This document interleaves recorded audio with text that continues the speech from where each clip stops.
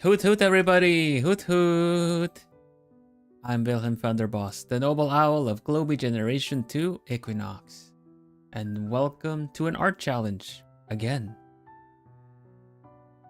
Hi Plumies, can you hear me okay? Can you hear me okay? Is my echo on? For some reason, every time I record anything, I always forget to turn things back. Hoot hoot everybody! Let's see. Yeah. Hello, Miri. Hello, Adolfa. Hi, Oma. Hi, Sayu. Hello, Nie. Hello, Nani. Oh, it skipped. Oh.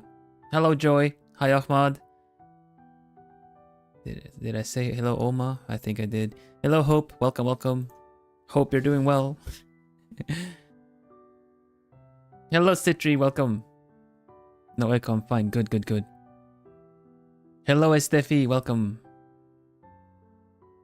You know, something in the back of my head every time I say hello and greet people, I'm always kind of like not really keeping tabs, but I'm kind of like, what is the language ratio right now? Like, what is the ratio? Like, I know they speak Spanish, Dutch, Dutch. That's 2, 3 Spanish. I don't know why I do that. What languages do we have here represented except for English? I think we have 2 Spanish. Let's see, what's it? 2 Dutch. You can do a poll. Filipino. Oh, hey, what is it? Tagalog? Tagalog? Am I saying that right? Is that the language?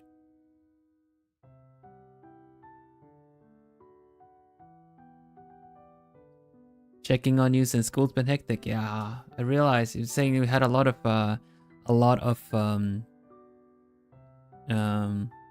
assignments. But yeah, I appreciate everyone checking in, saying hi. It's really nice. It's really nice to have you here. Let me just adjust my chair a bit. It is Filipino, actually. It's an adapted for oh.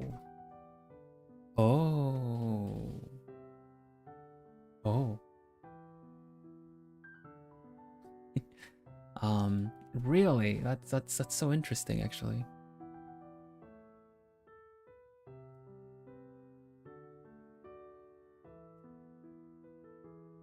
I would do a poll. But I'm kind of like, do we have more languages represented? You know, I would just do a poll like, oh, are you Filipino, Dutch, or Spanish? No, we usually have German, we have French, we have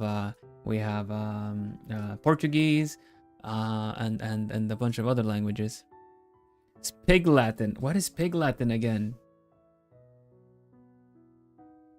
Is that like a silly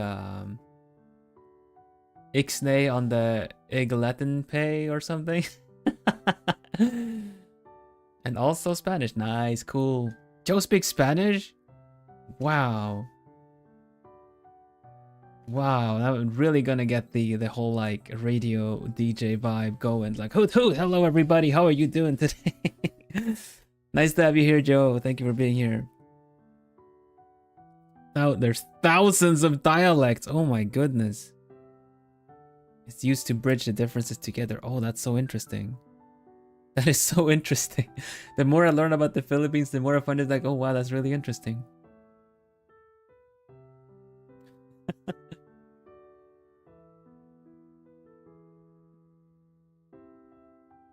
The Philippines. It's so nice to have them represented here, actually. But yes, welcome everybody. Welcome. We're gonna do a challenge today. Just like we did that one time. We did the what was it? Temgiro one.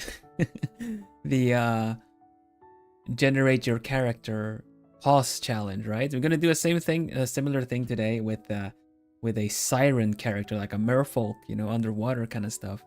And I'm thinking like, have I drawn those before at some point? I know I have, but it's been I don't even honestly. I have to really think about if I even have done that before.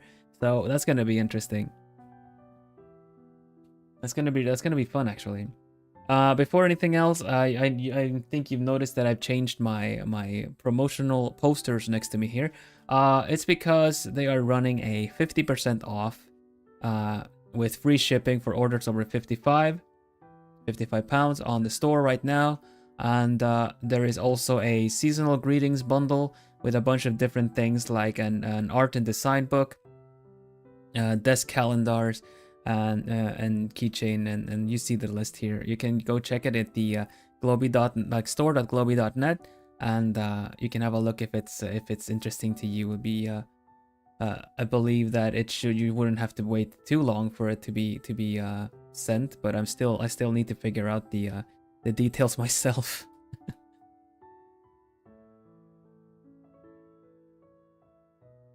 Yeah. I've done it for Mermaid a couple of times. Oh, that's true. That is a challenge that happens too. I think I may have done it for. I think I've done it for someone's contest or someone's like, how do you say? Challenge. A long time ago, I would try drawing mermaids. All right, no problem, Woma. Have a good one. Yeah. So join me today in generating your own if you want, if you're able to draw. I have the link pasted. I have a link pasted at the top of the chat, and you can pause and generate your own. It's gonna be so interesting because I'm kind of like, you know, I have something in mind that I wanna draw, but obviously generating the things can change that. It's gonna be really fun. It's really funny because like you know, you kind of go like, I'm gonna draw a mermaid, and then you kind of start like picturing in your head what that would look like, you know. And then suddenly it's like, oh yeah, no, you're not gonna get to draw the way you wanted to draw. It's like, oh well. These glasses are not really not working out. Hold on, my tracking is a bit weird. Give me just 1 sec.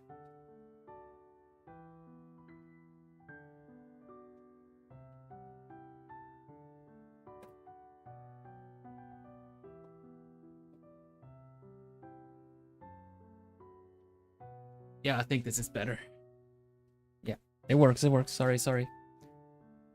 OC is gorgeous. Why, thank you very much. My mama birthed a very beautiful body. Thank you so much. Hey, Rinty, welcome. Love the font as well. For the logo. Nice, thank you. If you have not seen Crowley, the crow, I took a picture of Crowley and put it on Twitter as well. You can go to Twitter on Vilhelm Vanderbos and have a look at that. I'll talk a little bit more about it. Welcome, Rin. How are you doing today?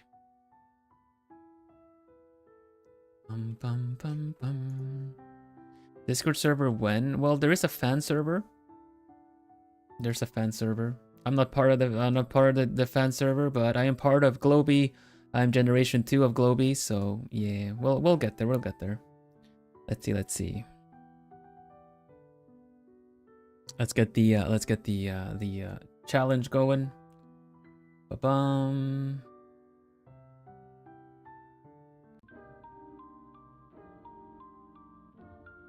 Welcome, Soma. Welcome. Wait, there's a picture. I need to look at that. Yeah, go check it out. No, I don't play Genshin. I am a cozy gamer. I like puzzle games, and I also do art. Today we're gonna do art. You can. You might not have Twitter, but you can still check out the picture on Twitter. Let me link you. No, I don't know what Dead Plate is.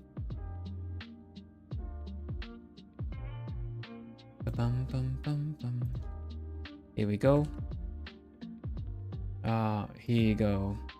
That's the picture of Crowley, like Crow I've been befriending.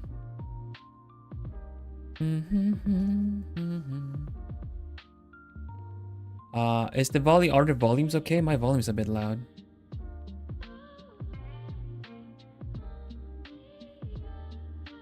I play Stardew every Monday, yeah. But yeah, let's see. We got a nice playthrough going on with some mods and everything. Next Monday it will return. It didn't this week, but next week we will. Just a little quick catch up for everybody. We're doing Tavern Talk tomorrow. I will be voicing everything, so that's gonna be fun. It's gonna be putting my voicing abilities to a test. But yeah, it's a visual novel. I don't know if we're gonna go the full 3 hours on that, but I will be doing my best and trying to keep my voice from breaking. Let's have a look-see, and we're doing a members only on Friday, of course, as well. If you got that subscription going for Netflix jump right from last time, drop on by and watch Klaus together with us. I really like it. It's one of my recent favorites of like holiday movies and stuff, so I really recommend you watching it if you're not gonna be able to watch it with us. It's really nice. I'm excited to watch it with you guys. And then also we're doing more art on Saturday, but that Saturday art is a little bit more for casual chatting, you know, catching up on some art that needs finishing. I still have the chibis to finish, so unless I'm able to finish the last chibi by then, we're gonna finish it on that stream. Good. Okay. Oh, actually,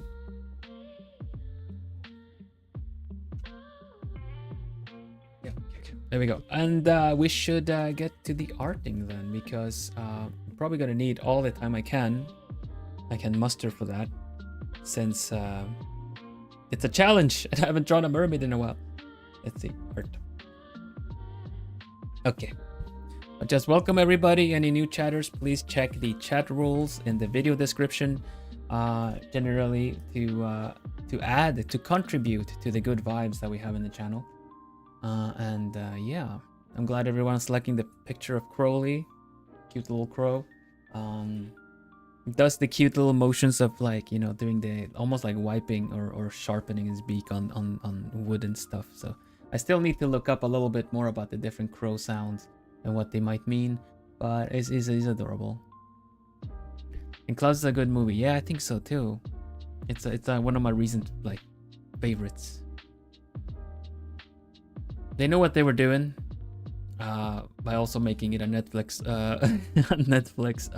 exclusive, because goodness. Okay. Right. Okay, let's bring up the randomizer. I'm randomizing mine off of Charo Lynn's TikTok.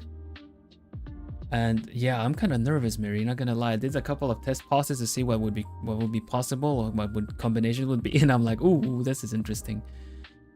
Hello, Jen. Welcome. Let me have a look-see at. I had like some art challenges credits, and we're gonna do join the challenge. I don't know if there are tags. Do you guys know what the tags are for this? It's just OC challenge, but it's kind of Charo Lynn after all.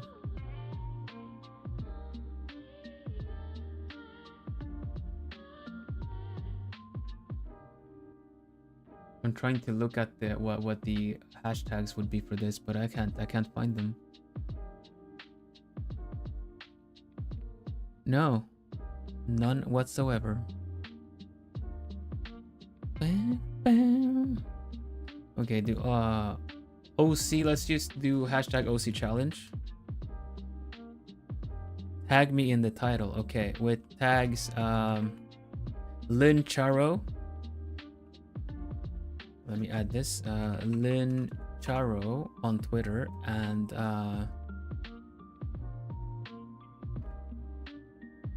OC challenge, and I'll go live.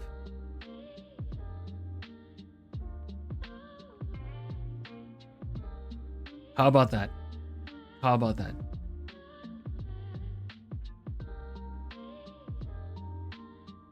Four months members. Miel Senpai. By the way, did you guys check out Miel Senpai's new look? It's so cute. It looks so good. It's so fitting. I really like it a lot. Thank you for dropping by. Mielo. That also goes for of course Reina Senpai and Hu Senpai. Love the new look. Yeah. At this point, it's kind of like Miel Senpai is gonna be all like, no, no, no, this stream is about you. Don't talk about me. But I'm talking anyway. Disrespecting the senpai by being all like, don't put attention on me on your stream.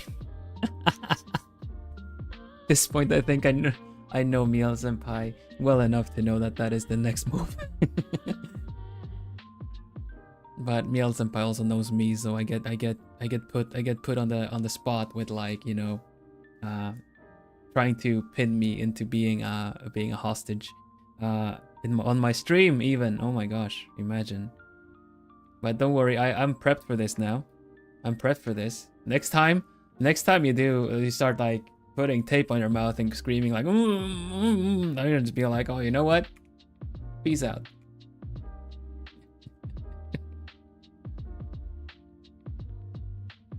Yeah, I'm just gonna peace out.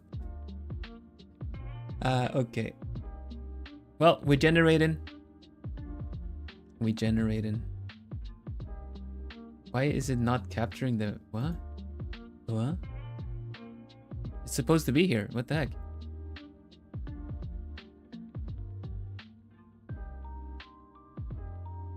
Huh? Why is it? Why is it not working?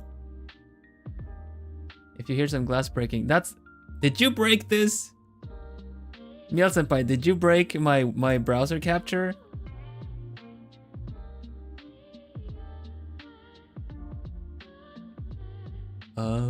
What do I do with this? Oh, there it is. Good. Like, I don't want to click on anything else because it might do me a disfavor. Oops, have a good day. What did you do over there? Nothing? Nothing? What did you do over there? Nothing! Okay, here we go. Ready? Ready? We're taking screenshots. I'll show you one loop without pausing first. Here we go. Okay, here we go. Tail. Colors. Hair? Question mark. Eyes. Ears? Question mark. Optional, I guess. Bonus. All right, you got it? Let's pause. Welp. Welp.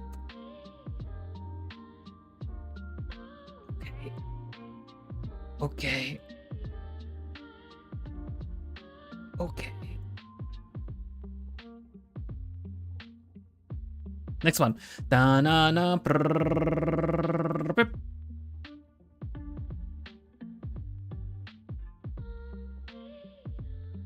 Okay, I'm gonna need a moment to process this. What to do with all this? Okay. And yeah, Ursula's good. Need to have some of that body language. Let's go. Hair. Oh. Oh, I like that hair. I like that hair.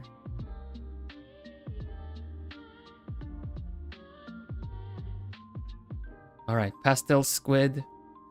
And here I was gonna do something kind of edgy. It might still work. Let's see. Elegant Ursula.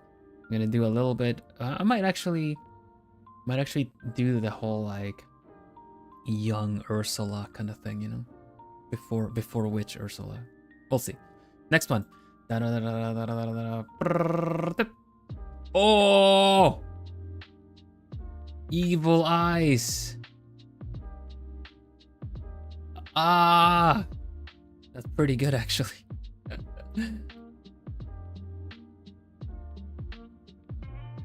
Wait, let me sort these things. Okay, boop. Evil eyes. All right. What else are we gonna pull? This feels like a kind of like a deck building game, right? Hello, Saki. Welcome. Let's go. Last thing, I think ear. We have ears and we have bonus, right? Ears and bonus. Oh, droopy ears. That's kind of tricky. That's kind of tricky. We'll try to work. We'll try to work that in. We'll try to work that in. All right. And the bonus.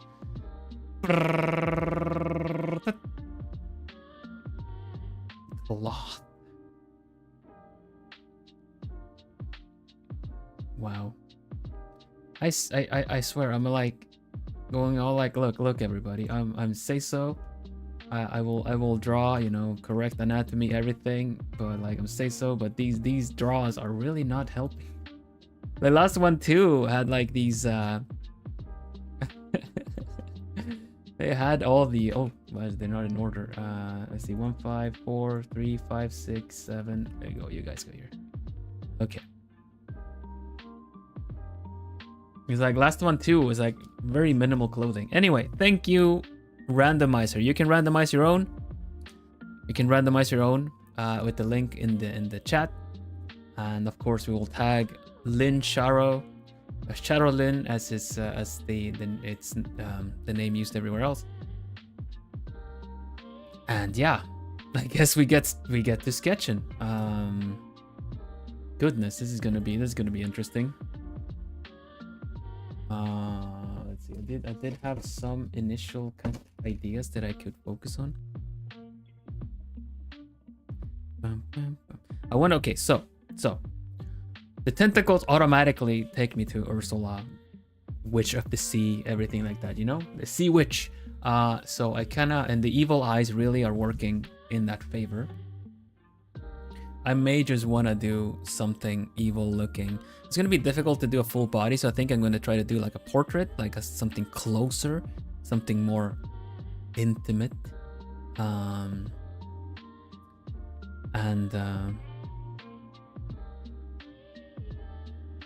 Let's see.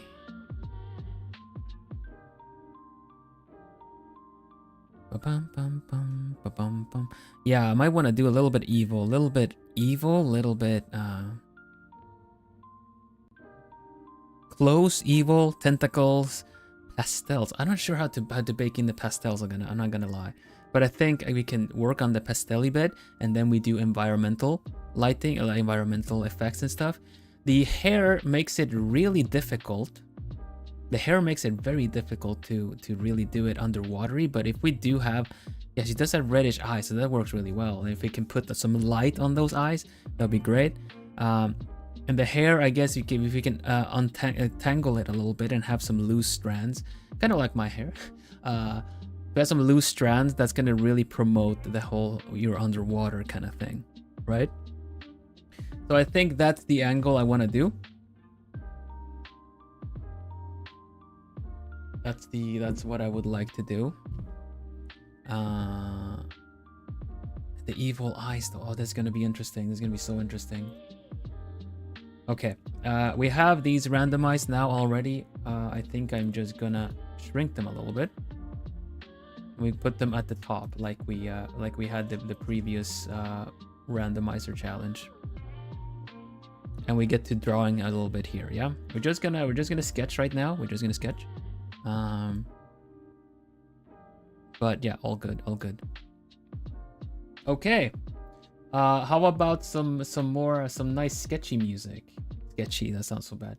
We got epic battles, we got dungeon towers. You know the songs I have. Let's see.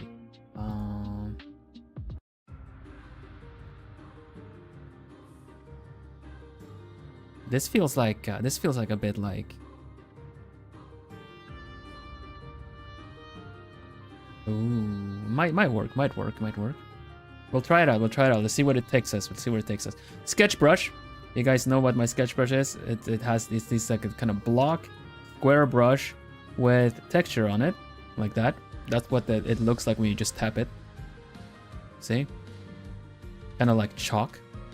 So, fantasy music, let's go. It is on. I hear it. And we're gonna do a portrait. We just started, Oma, no worries. This is a mermaid portrait, so don't just go back to your own thing. Don't manifest the portrait that fights for its life. Ooh, this is very hectic. We're just gonna use this for the sketching, then we're gonna tone it down a little bit. Right. Okay, okay. I'm sketching. Let's just do something.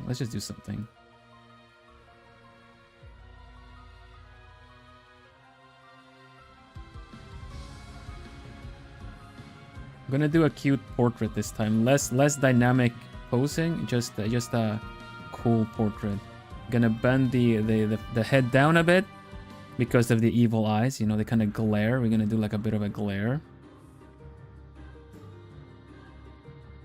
A bit of a glare at you, you know, that kind of thing. I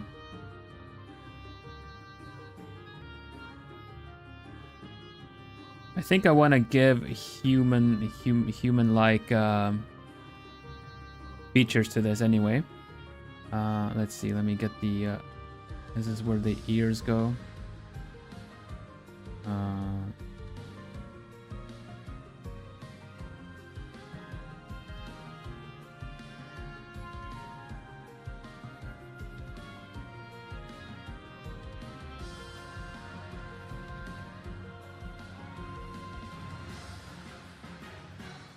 I might want to turn the head a little bit. These eyes remind me of Dragon Ball in a way. Okay, the music is too hectic. I can't do it with it. We need to find the right balance of music to really do it well. If it's too hectic, it's distracting. It's not really helping me. It's getting in the way.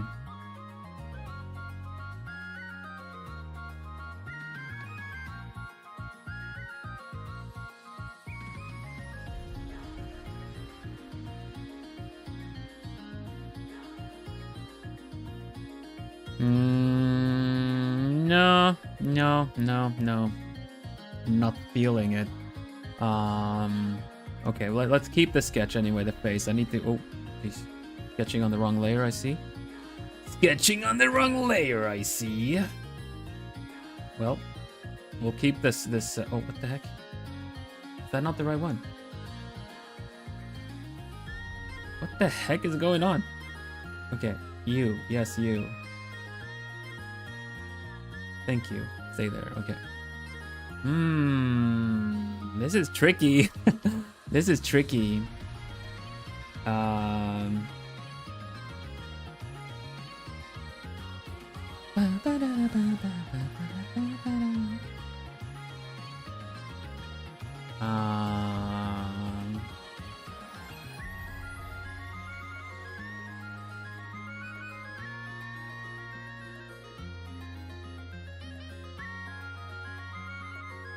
Okay, you know what? Here you go. We try a different thing.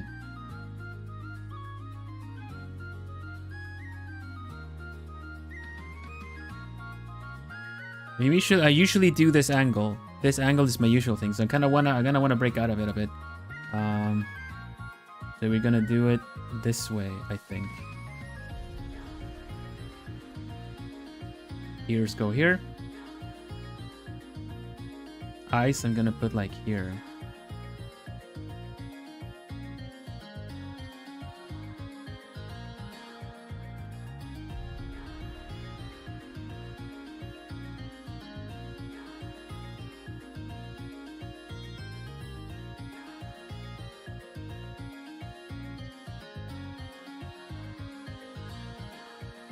I'm gonna do this angle. And make sure to do like the bright, the everything come from above. I'm usually very partial to doing hair that kind of like, you know, this kind of the fringe. I really like drawing fringe, but with this hair that we got, that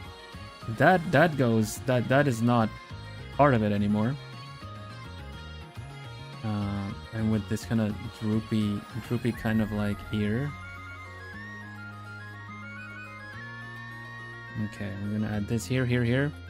Hello, Kay. Welcome. Is the music volume okay, by the way?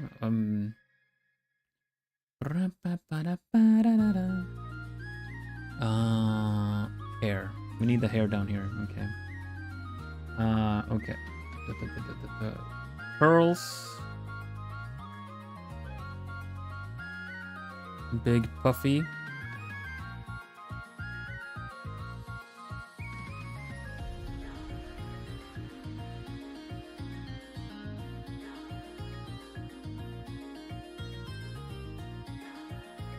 with a bun.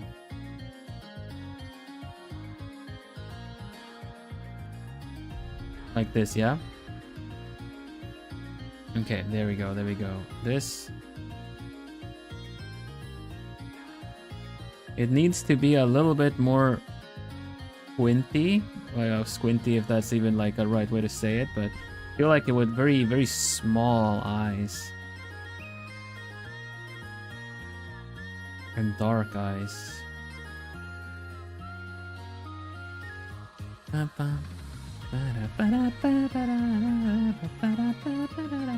gonna add a little extra touches that I would like to see in the kind of hair, because this is like an indicator anyway. So you know, you just kind of just take your time with it. You add whatever you kind of want to add to it. You know. Nose shape is important too. Face shape is also important. Remember to give the face proper shape. Eye is probably hidden more like on this side, honestly.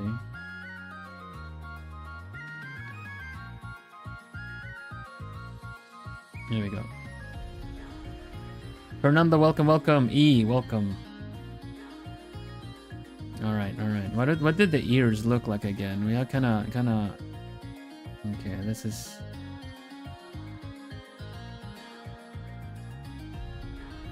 Wait, they go down and then outwards like this.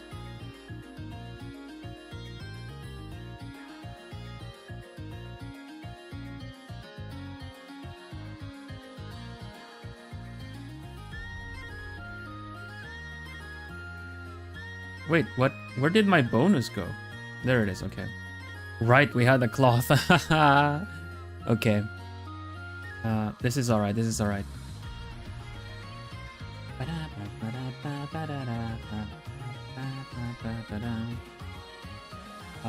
Alright.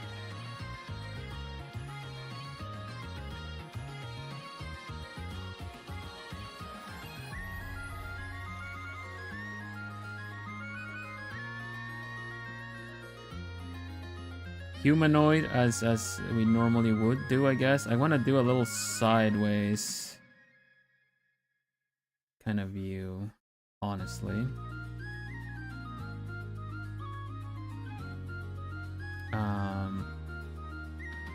At this point, it doesn't really matter how endowed the character is, because we are gonna cover it with a cloth anyway.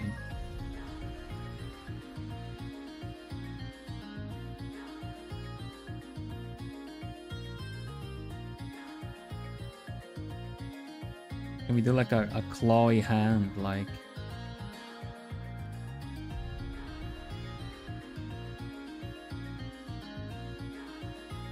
Kind of doing like, you know, gonna...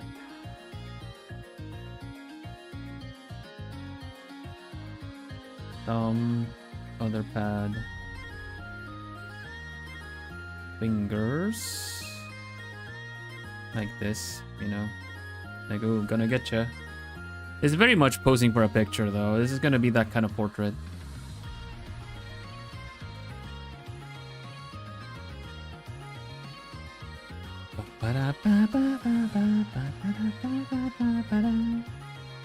Anyone else coming in? How is everyone doing today? This is halfway through the week. It's hump day, as they say. We're over the hump. It's just downhill now.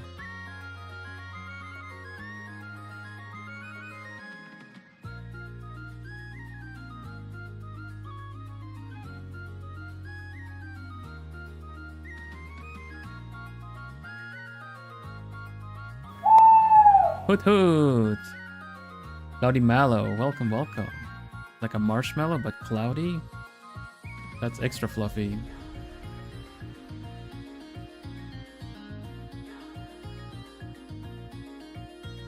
Do some smaller highlights on everything, because I want to keep track of where everything is. Ba-bam-bam-bam. Welcome, welcome, how you doing? I'm Vilhelm Vanderbos, the noble owl of Globie Generation 2.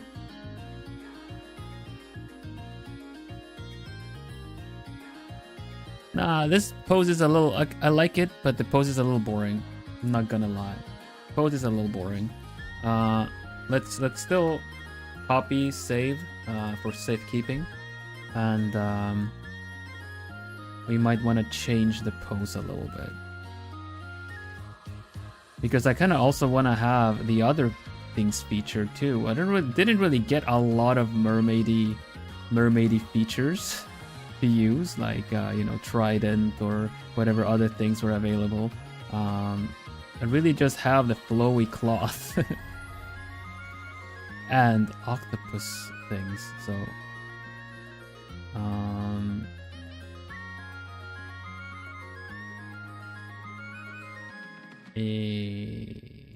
ram pam para pam.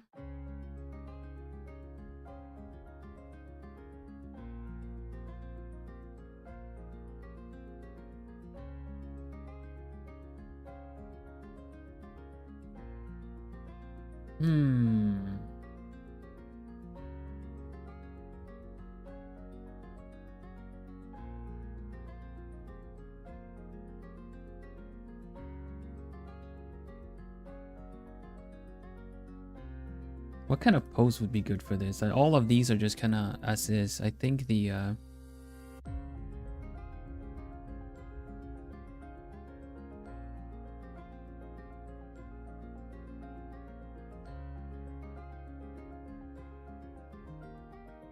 maybe I'll take a page of Hu Senpai's Gao Gao, you know?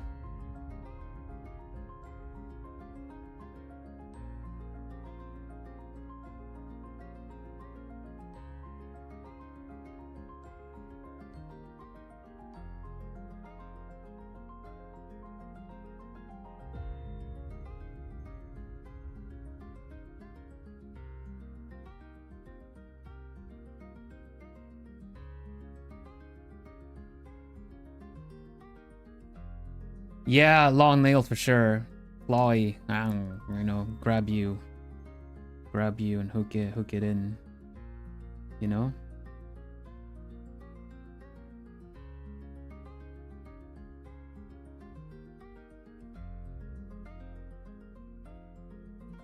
That kind of thing.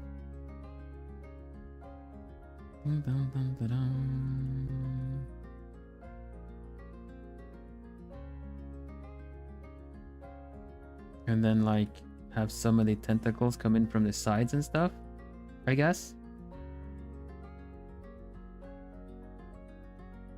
And the cloth flowy. Let's just indicate that the bits first.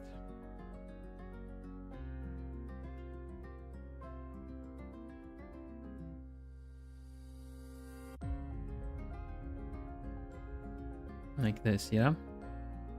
And then it kind of just goes straight into the the body, the octopus body. I'm gonna try to do it a little bit more, like, you know, there's such a break point here, and then there's like, you know, we'll have to figure out the composition for this, because this is a portrait like here, you know. Then let's see, we kind of want this kind of flow to it, meaning we could probably do like one of the tentacles being blurred really close somehow, or if it comes from behind, I'm not sure. Gosh, how do you even do that? The big forehead, yeah, I think it's important with that hairstyle to really focus on the forehead. The one thing that is really good about the how do you say that, the portrait aspect, and just generally the tentacles, is that you can actually guide the composition in a way that you want to.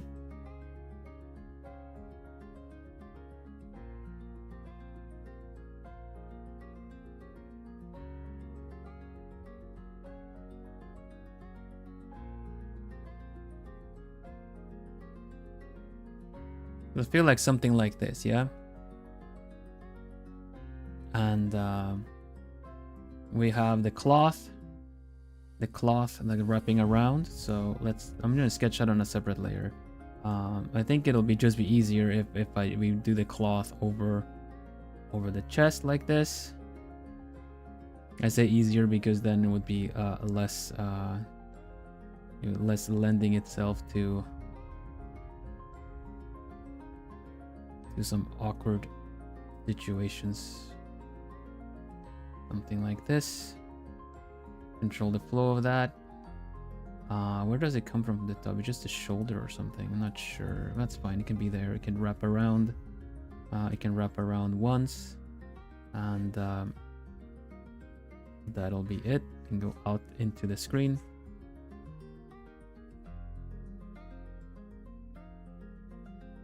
Other highlight parts would be here.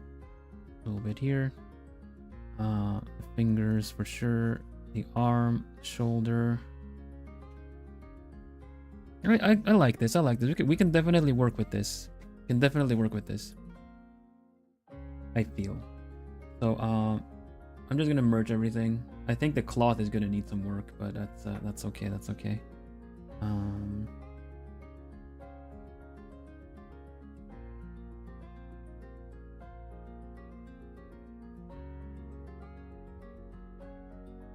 I want the background to be a little dark. Welcome Remy, welcome. Hello Mar. We are Mar in Spanish is sea as in ocean. So it's very fitting actually.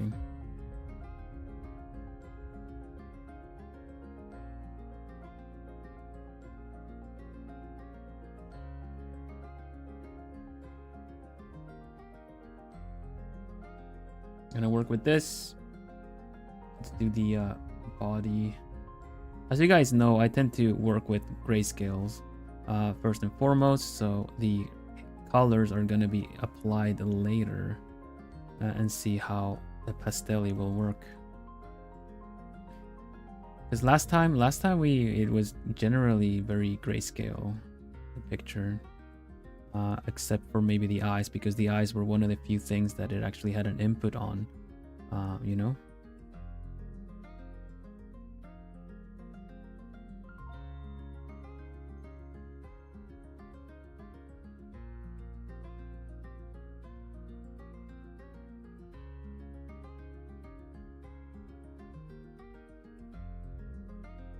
All right, I usually feel like it is very important to, let's put the, I think it's very important to give the face proper shape and the eyes and stuff, and then we can work on everything else.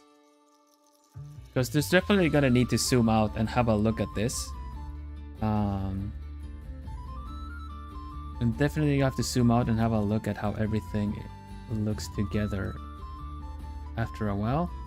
But I kind of want to give the eyes. I always like to give the eyes the proper care and attention, you know.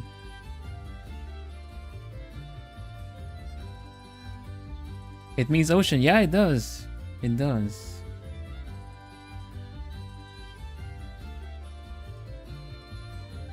Yeah, no, I know what you mean. This is the this is one of the favorite drawing tracks right now. But even though we have kind of small eyes to work with, I still want to, you know, do it proper anime. Give it some shape, give it some highlights, do all the things. Because I care. Like I really like the eyes are probably my favorite things to draw. I don't draw very overly detailed eyes, so it's not like they're that much of my favorite to be, you know, spending a majority of my art time on them. But I do definitely think they play a big part in the expression.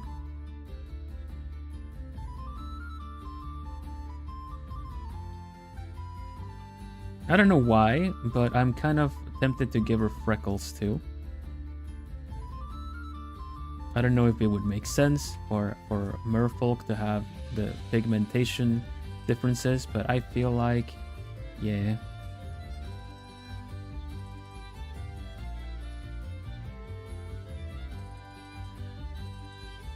We're just going with the vibes now. We're going with the waves. We're just floating, letting it take us wherever it needs to take us.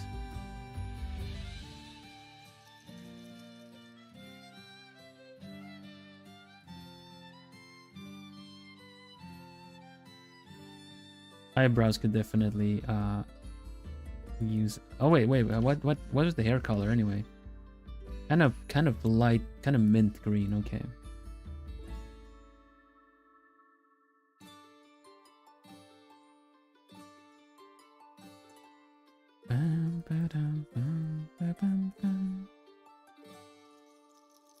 Also tempted to make the eyebrows a bit longer because of, you know, kind of fish features, you know?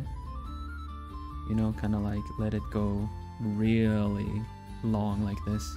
Don't know why, it's just kind of going with the vibes, you know? It just feels like, oh, fins and you know, kind of whiskers and stuff like that.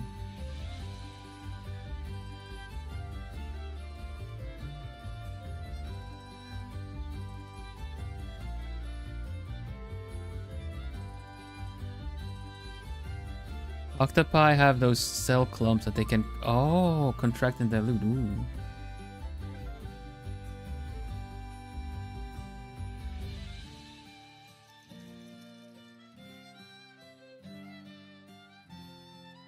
So interesting to give them like the actual features that would be like, you know, present and prominent in the actual creature we're basing them on. I'm not very well versed in sea creatures.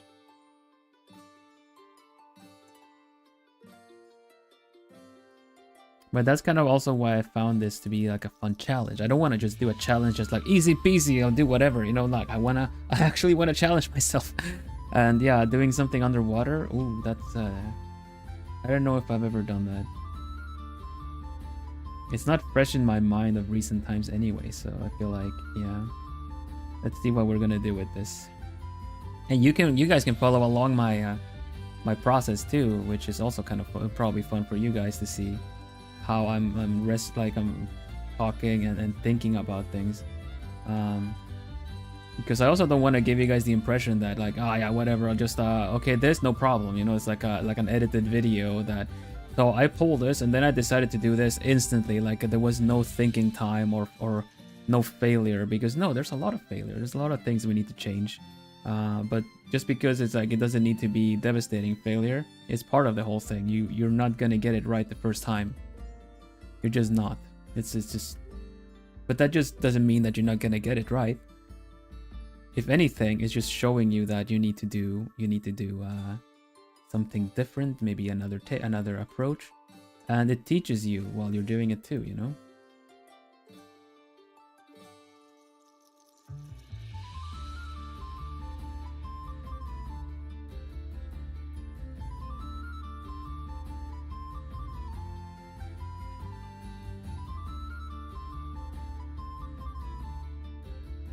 Yeah, we're working on grayscale right now.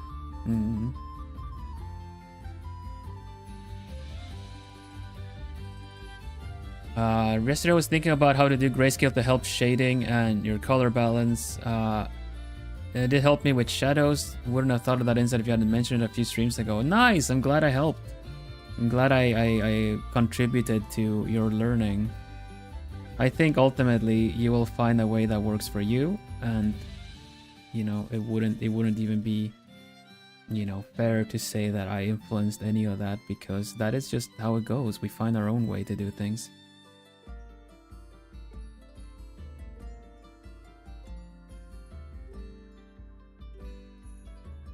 I put some shadow on this.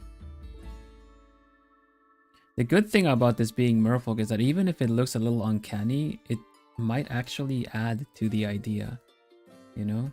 It might actually add to the fact that it is a little alien. It is a little unknown factors. You know what I mean?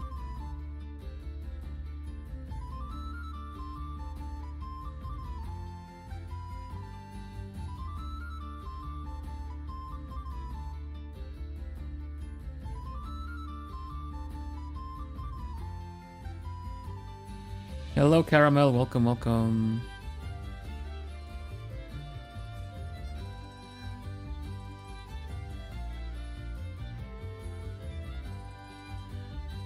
Many times I've seen sirens and merfolk be drawn in this kind of almost strange alien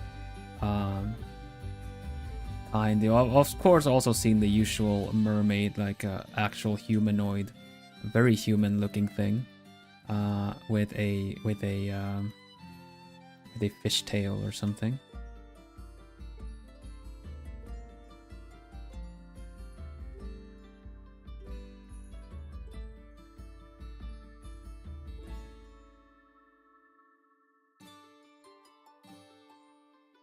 So yeah, I'm gonna give the face some rendering, and then we're gonna go for the rest. Can't stick around too long doing details, because otherwise we're not gonna get the rest done. We are on a time limit. Not really, but I also kind of want to have something presentable after the stream.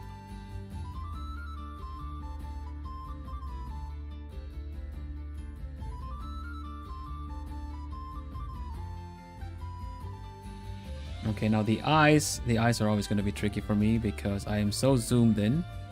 I don't really have a good perspective on the eyes. I don't think this looks right. Welcome Starsky, welcome. And Ruby, welcome. Yes, we're drawing a mermaid of sorts. We're drawing a mermaid, but it's kind of an octopus.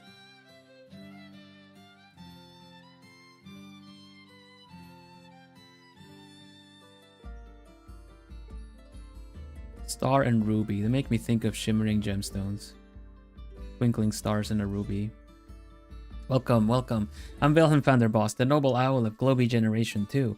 And I like to draw stuff. And lately I've been doing some art challenges on Wednesday and midweek art streams. So yeah, welcome. This is technically an original character, where we're designing an original character as we go. We you see the link in the chat. I paused for the kind of tail, the kind of colors, the kind of hair, kind of eyes, the ears, and the cloth. The bonus, which is going to be like wrapped in a cloth, right? So I am just rendering the face a little bit now to give it some interesting features, and then we're just going to go for the rest of it all. Like, I would be tempted to really put a lot of rendering into, you know, making it look like all these different colors of really underwater, deep water fish and stuff. It looks really good already. Thank you very much. Yeah, this is the sketch that we got going on. It's gonna be a little bit of customization and fixing around, of course. But we got the pose, working on the face, and we're gonna try to fix all the anatomical issues that I just saw zooming out. But yeah, thank you very much. I'm glad you think so. Glad you think it's looking good. Hello, Bianca. Welcome. It's giving rar. Yeah, it's giving rar. Yeah. The idea is initially because when we got a octopus body, right? Octopus body. Initially I'm pulled to my favorite one, which is Ursula from The Little Mermaid. So I'm kind of thinking like, how about Sea Witch? You know, how about Sea Witch but younger or something? So we're gonna see where this goes.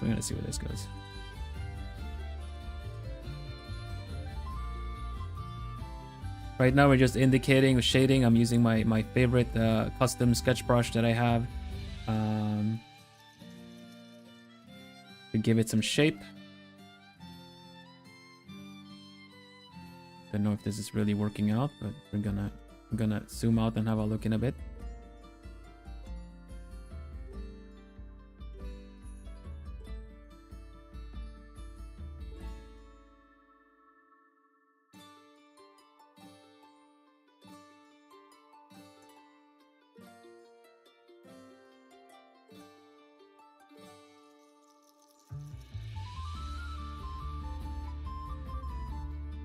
This is really good for teaching me as well how to better plan a picture.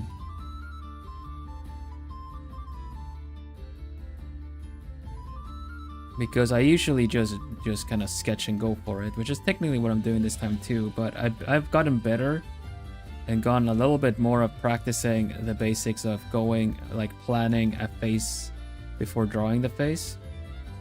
Although I feel like even with this one, I feel I could have probably done a better job planning this. But yeah. Okay, we got a little bit of a face structure here now.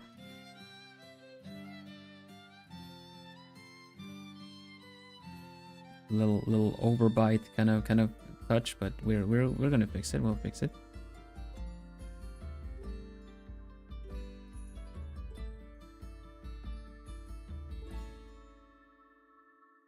Right. Okay. Face shape. Face shape.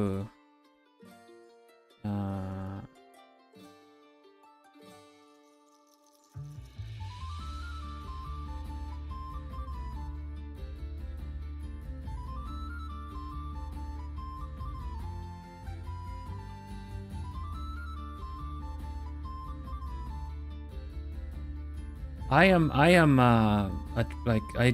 learned everything traditionally, and this way of doing digital art is the best way to transfer or use that traditional knowledge for me, because it's technically like doing charcoal drawing without the consequences and having to commit to a lot of things, you know. But yeah, my style is rendering. I render things, which is like, you know, I don't do line art. I don't follow up the sketch with a kind of line art thing.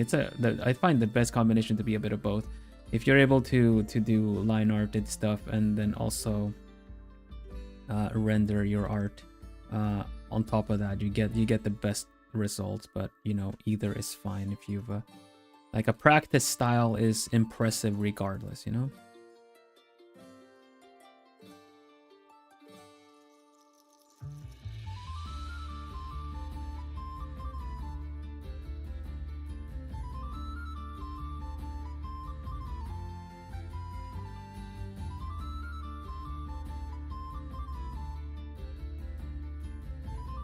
This is kind of fun because it's less anime and more rendering style. I think that'd be interesting for you guys to see me do as well. Now we're indicating a little bit more believability, a little bit more realism than just doing it anime and calling it a day.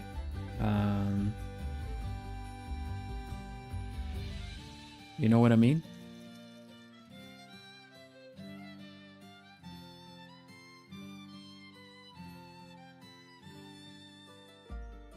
I believe you guys said it's still very anime. It's still very stylized. It's not really realism. I would approach it way different if it was realism.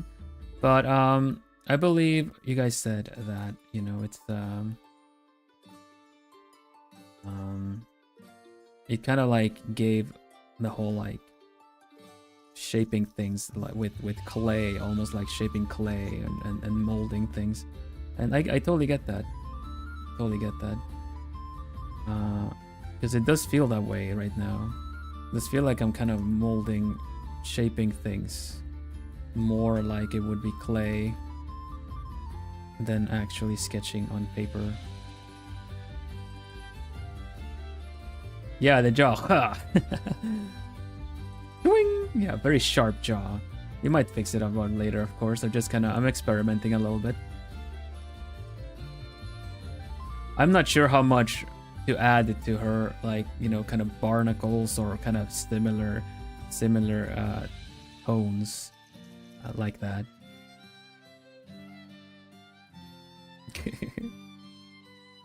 It's gonna cut glass with this.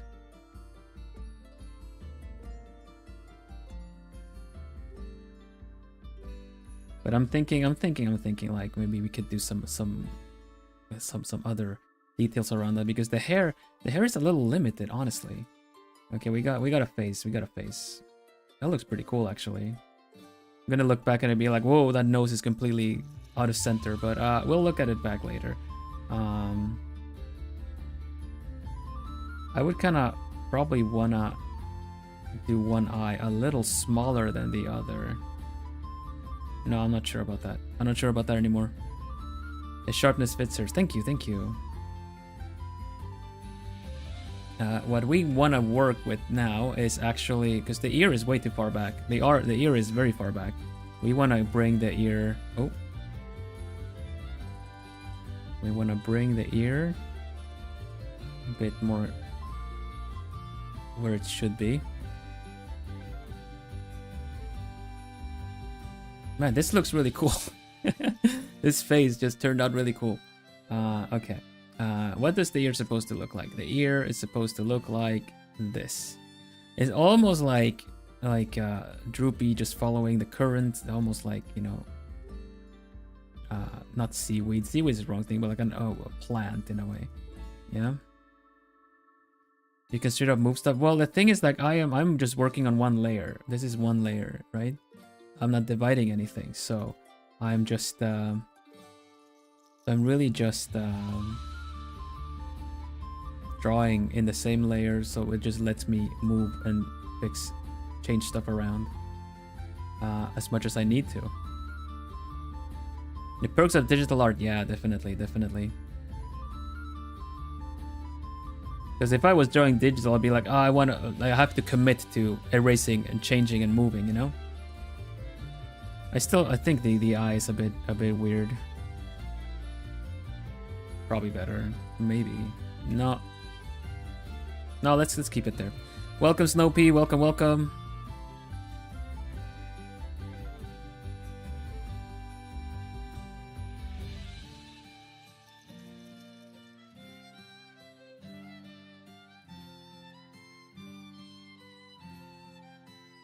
Underwater picture is probably one of the few times you actually legit can do a rim light like this.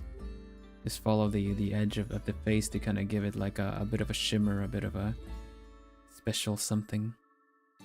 Welcome, Rose. Welcome. How are you guys doing?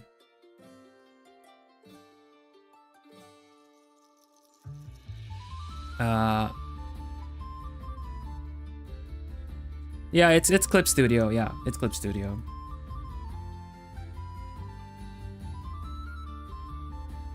Clip Studio is one of those programs that's like it's really good, but it's one like many other art programs. It's so daunting to open because of all the windows that are open. I feel like that is the main issue getting into digital art, and even moving from one program to the other, is the fact that you open it and nothing has been disabled, everything is activated, and I'm like, ugh. Is it good? Asking as a Procreate artist. Procreate is a little bit more, I've worked with Procreate too. Procreate is a bit more accessible. Everything is, you know, kind of a little bit intuitive, but it takes longer. In order to do things in Procreate, you need to spend time, a little extra time.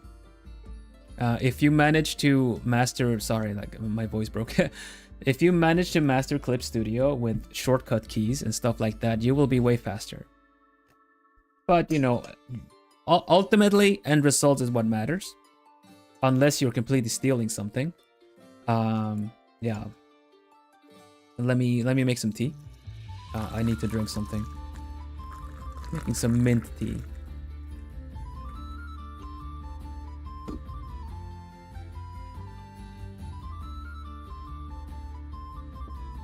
Yeah. I think you will find brushes and tutorials about both of them fairly easy. Mint tea, yeah, fresh mint tea. I do enjoy the herbal tea just made out of mint. Alright, let's keep this like this. And the ear like this too. That's fine. I want to work on the hair next. I'm going to make a new layer and I'm going to go in and do the hair. What is called the hair was supposed to be mint color too. Okay. I'm just going to draw. I'm just going to grab a bright spot and just kind of do some strands. Almost like combing the hair myself. These are the important strands that need to be there. But if I do them like almost like strand by strand, I will find it much easier to make it flowy, like it's underwater, you know. Hair reference. Let me bring that in. Hair reference, kind of curly. Kind of curly.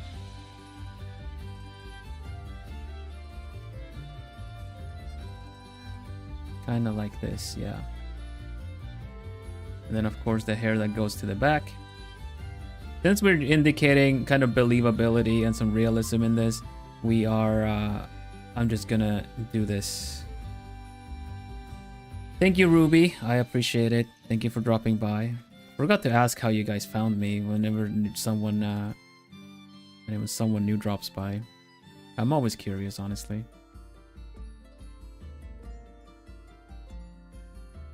Your feed. Excellent. Thank you, feed. Thank you so much, feed. Sometimes the algorithm benefits us, you know? You were just there. Heck yeah. Thank you very much. You know what that means, right?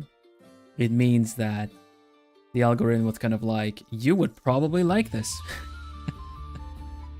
Yeah. I see you logged in. Based on everything that you have done, we consider you probably would really like this too. So thank you very much, Pete. Thank you for putting me on Ruby's YouTube ad. Yeah, I have pushed some ads as well. And the ad just says, you know, are you looking for a cozy VTuber, a comfy VTuber with calm and comfy vibes? And then I kind of just talk about myself a little bit, and I feel like that is also pushed to you if it considers that you might like this. And with that in mind, I've tried to be as honest as possible about what it is I'm about, you know.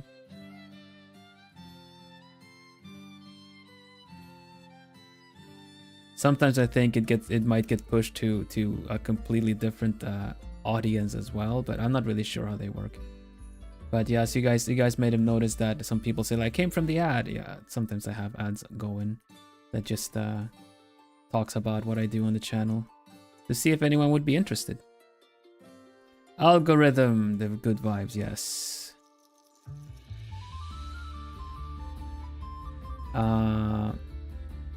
We kind of want to have these kind of wavy features of the hair.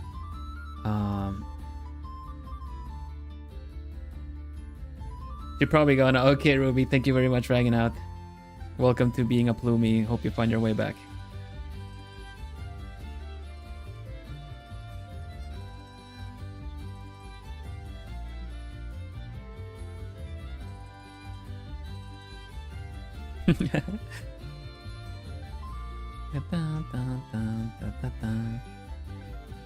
Hutsu Hutsu, yeah. Hutsu for Otsukare-sama. That means good job, good job. Well, job well done today, kind of a thing, you know?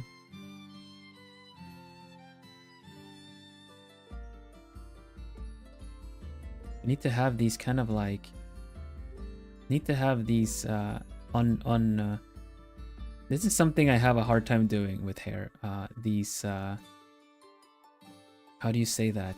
Unruly curves and curls. That even if you have kind of straight hair, it's not always gonna be, you know, like, it's not always gonna be is the face, the hair's not always gonna be like meh, meh, you know what I mean? Wispy parts, exactly. You kind of just, sometimes it's just kind of has a little bit of that. And I don't know how much is too much and how little is too little, so we're just gonna try some stuff around. This is fun. I'm actually doing it more stylized, in a style I also like to work in. But I kind of want to have it all loose because we're underwater right now, and if you guys figure like your hair will just kind of puff up on its own because of this, how it kind of wants to float and be like swish around. The bun is gonna be tricky though. Bun is always tricky. This will do for now. This will do.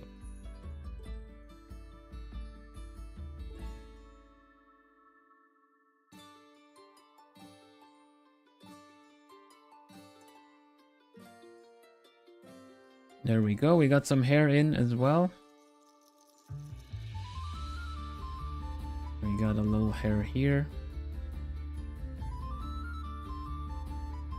Even if the person is still underwater, yeah, the waves are not, and the hair gets pulled along regardless, so.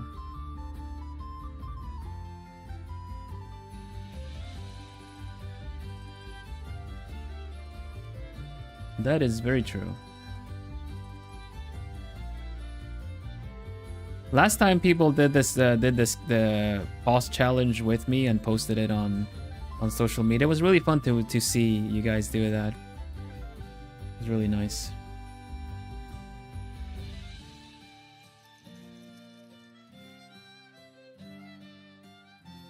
I'm trying to train the TikTok algorithm to show me more of these kind of things. I'm trying to follow more artists.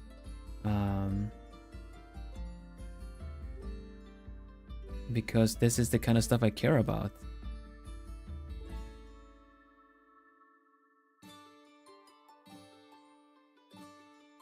Wait a minute, this doesn't look right. This doesn't look right.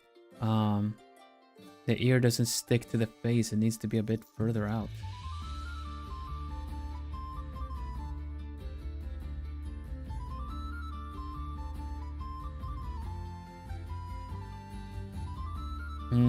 This doesn't look right again. Goes down. This is probably the better shape.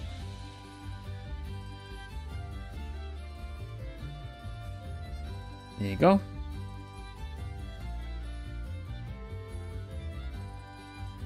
Okay. Got the ears done. Face looks cool. Still thinking if I should kind of have some shapes on the face or something, like scales or something like that, but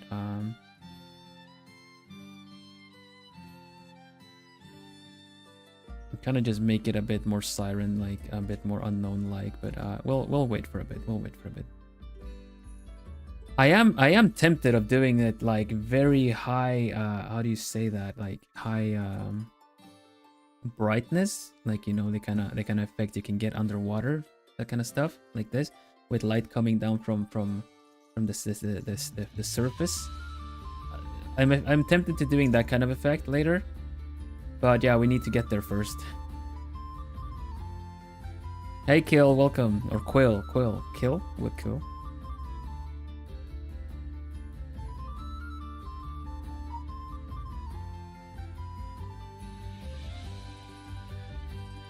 All right, body shape.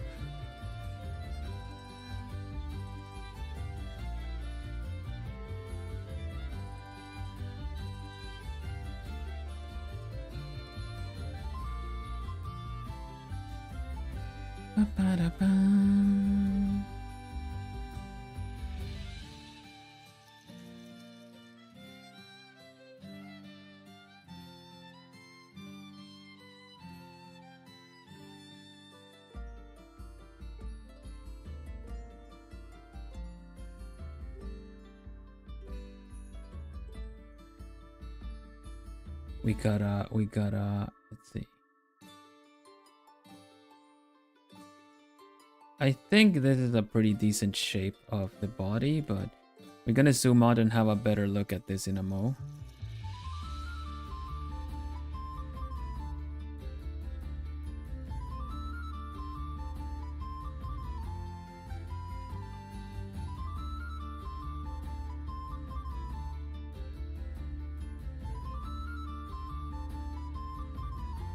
Lighting is so good, thank you. Yeah, I work with values first and foremost, like the lighting and the shading. We do the colors after.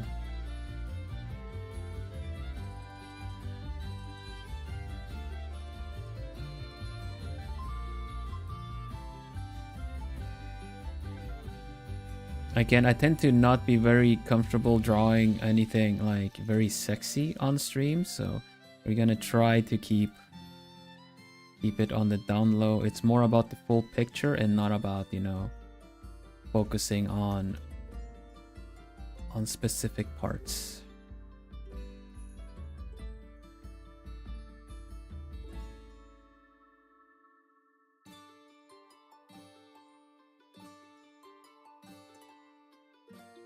I assume I don't have a better look at you.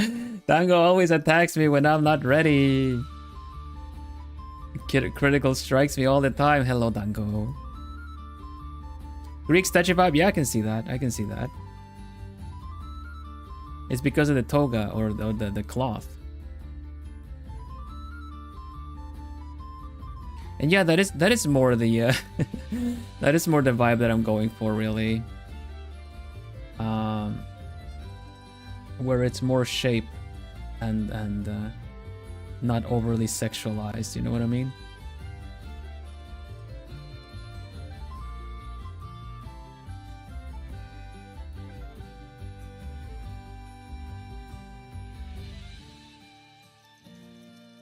I thought it was really funny one time when we were talking about that on stream, how it's like, oh man, yeah, this is a bit awkward to be working on this part when there's another picture, because people tend to get a bit weird about it, and then some people showed up and being weird, and they were weird about it. It's like, oh my god, the timing. It's really funny if they would like watch the VOD back and be all like, you know, rewind the VOD maybe 5 minutes and see the timing of it all.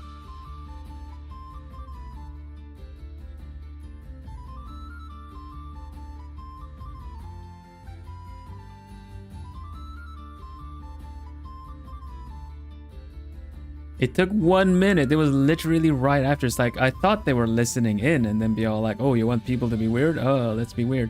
But it's like, no, they actually just joined.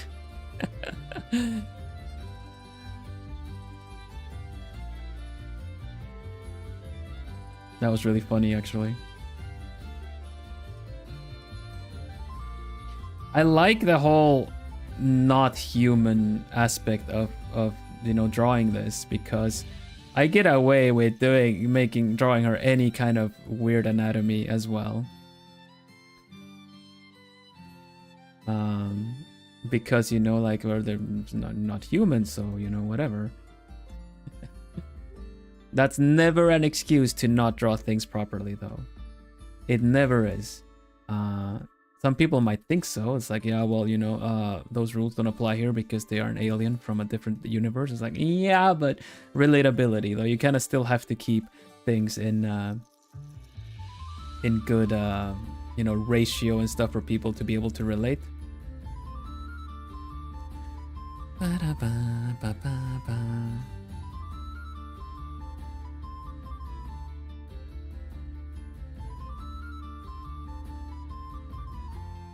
It's kind of like how you can find deformed, I say because they're stylized.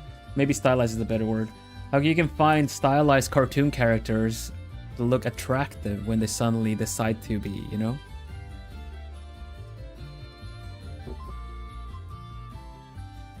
You know, start playing the saxophone music, have them, you know, like blink their eyes a little bit more seductively, and suddenly they're like, yeah, they're about 20% more seductive. Still kind of silly looking cartoon character, but yeah, sure, you know.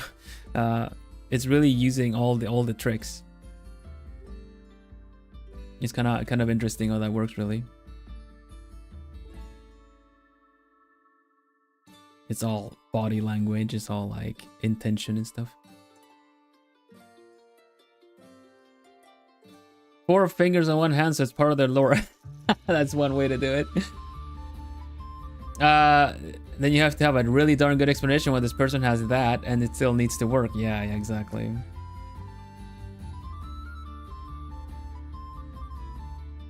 Hello, Heart Bear. Welcome. Good morning. Or whenever, like, happy rest.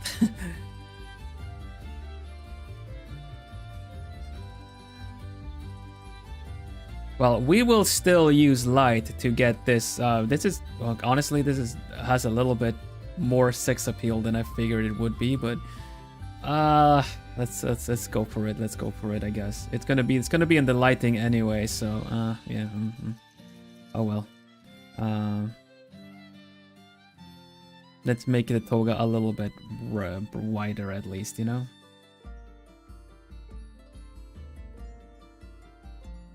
This kind of happens when you follow like the rendering of the and the shapes of things.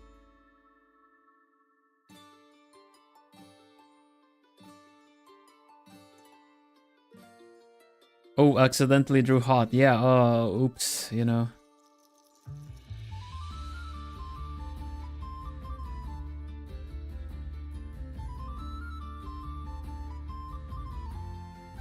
I'm just really genuinely worried it's gonna give the wrong impression. Welcome, Lyra. I remembered. Welcome, Lyra. How are you doing?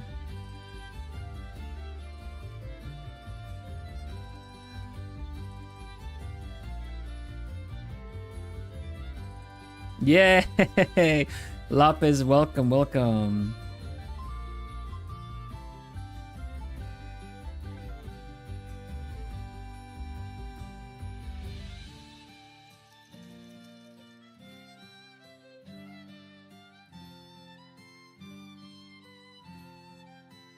I would say this style is more oriented towards like Western video games, more so than, you know, Asian anime kind of stuff.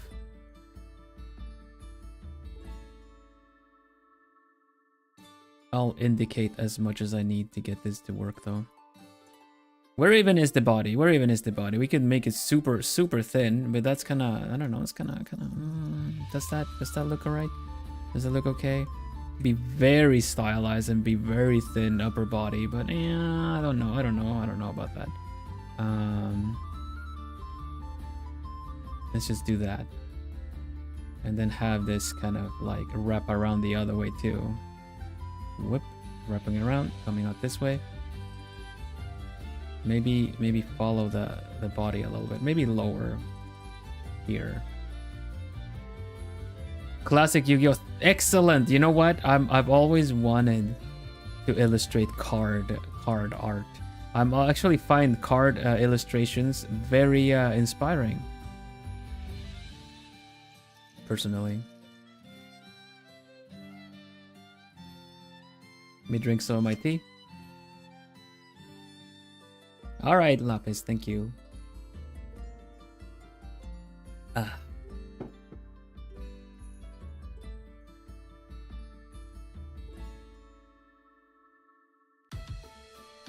This song is a little bit louder than the others.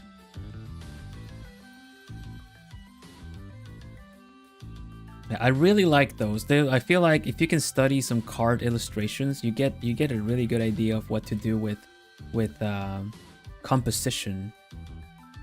Wait, what color is the body? Body is red, pinkish. Okay.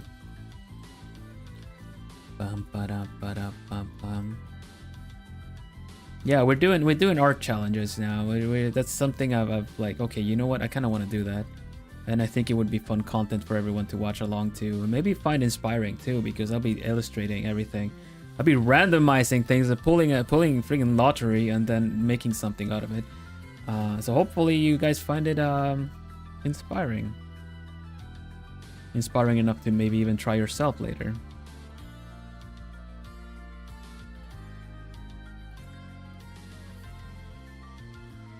Hello, Jennifer. Welcome, welcome.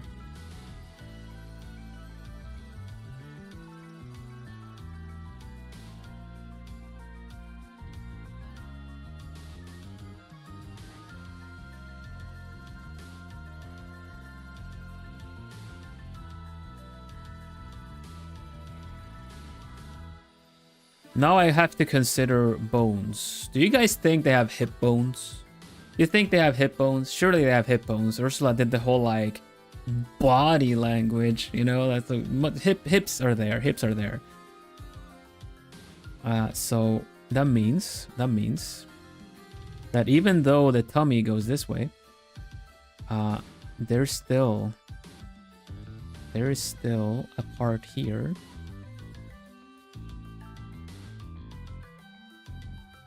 that is where the hips need to go, because there are bones. Because there are bones.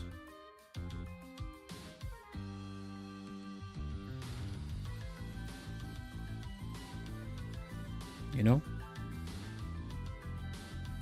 For the structure of the tail, yeah, okay. So let's goes here, goes out, and then an extra. That's something people don't really fully understand about this part of the body, is that they will draw it kind of like it goes in and then, you know, it goes out again. Hourglass figure, right? But the thing is, like, if you're just gonna follow a line of it all, it goes in and then it goes out and then it goes, there's a dip where the hip bones are. You know what I mean? Because yes, there are freaking bones there for the whole pelvic area. So that little bit is kind of always there because it's just bones. People don't realize how elastic the skin is. There's the skin just wraps around whatever is on inside of it. You know, it's like kind of wonky way of like detachment of way of thinking about it, but it does. And I'm not drawing this completely correct, but it's really nice to add these little extra things. Hello, Lysander, welcome. Body language, yeah, exactly. Gotta have the hips to use body language to the utmost.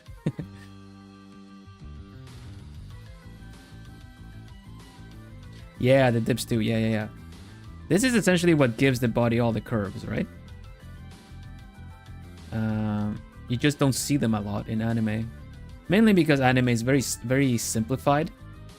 Like, don't freeze frame, don't pause an anime and then try to draw the screenshot, because you're gonna probably get an in-between frame and they're gonna look all wonky.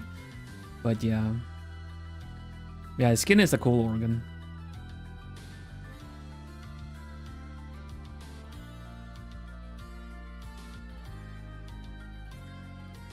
When I learned how to draw, when it came to anatomy, I tried to learn rules, you know, like, oh, this thing always has this there. And yeah, I mean, that's fine. It'll let you maybe draw something impressive, as long as it is the same thing. It's kind of why you get same face syndrome. It's kind of how you kind of see pictures drawn in the same, like, what is it, 2/3, maybe 4/5 kind of angle, like always this or this. Like this even. Admittedly, I'm doing it here too. The only thing that this is differing is the fact that I'm doing this kind of angle where the nose is actually going over the eye. Otherwise, it tends to be more like very safe, very here, and not actually making the nose stick out anywhere. Okay, Rose, thank you. And that's nothing wrong with that. I mean, it's comfort zone and everything like that, but you kind of hinder your own like improvement if you always stick to similar things at the base. Like, if you work on your foundations, that is the best way to improve. And that's kind of also why I've been trying to practice a little bit more how to draw a face, so that I can draw them a little bit more like, you know, recurring, consistent, that kind of thing. Because I love rendering. I think rendering is the most fun part for art for me. But then I'm just skipping out on a little bit too much other things, you know? Skipping out on leg day. Hutsu, thank you.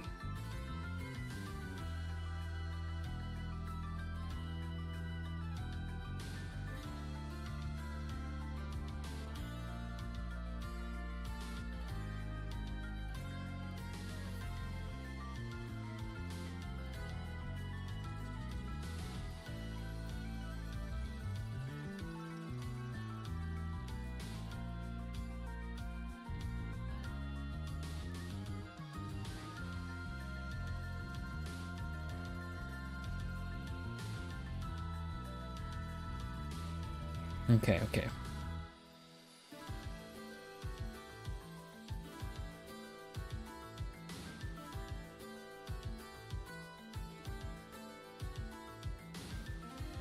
I think studying anatomy is so boring.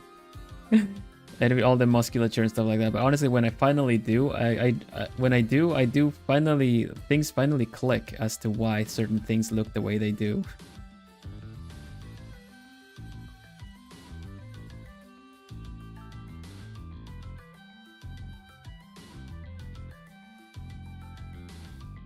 Yeah, good luck. That sounds like a really good goal to have.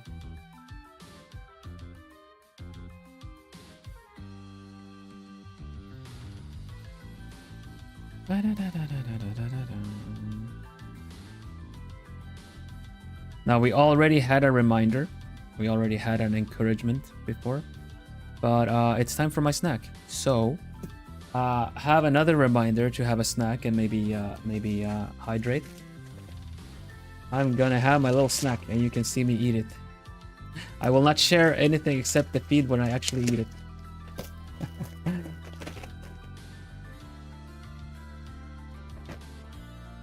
Oh. Okay. It's gonna be crunchy. You get 2 crunches today. Let me put something. There you go. Really calm.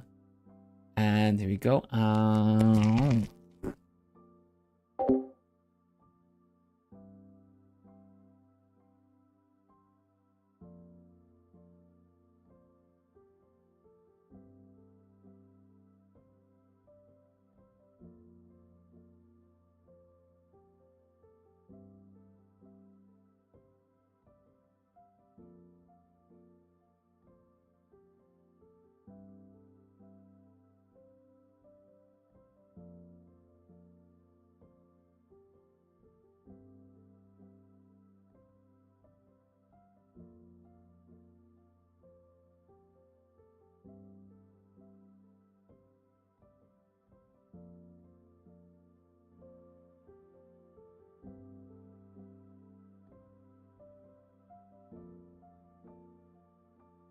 And second crunch.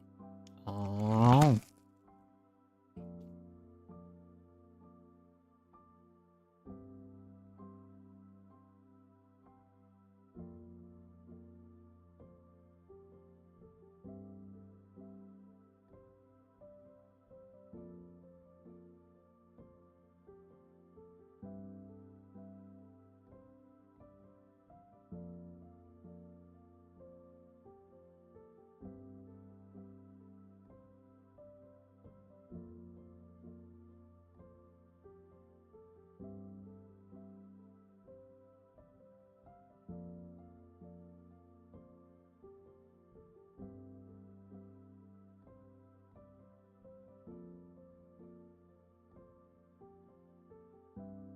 And I'm back.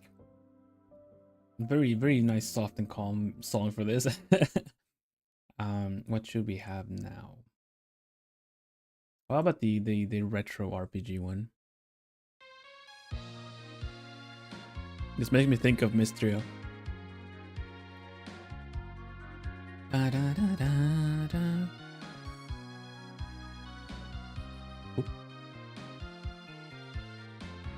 Make me so happy the reason is inexplicable. Just nom nom nom nom nom. Get the plumie back. Good snack? Yeah. It's nice. It's like a caramel flavored rice waffle kind of thing. They're very crunchy. We've had them, just a bunch of big puffy rice things put together. But this is caramel one, so it goes really well with tea if you don't have any sweetener in your tea. It's not very calorie heavy or anything. It's a really good snack. And it keeps me going up until, you know, I cook a little bit more. Those are the best. I like those, yeah. I've been in the mood for like the sweeter, the caramel kind lately. It's not salted caramel, sadly. It's just caramel. Salted caramel would be pretty nice. I like salted caramel stuff.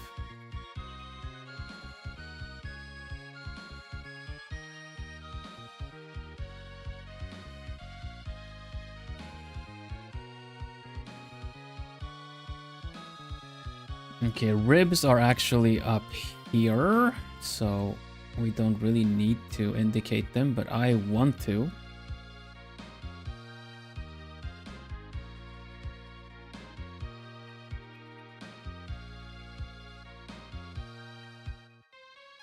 And then of course we want to give the tummy some volume, because it's, if you just follow like the shapes of it all, we're gonna have this.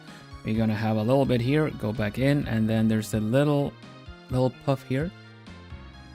Puff, I say, with like little this part.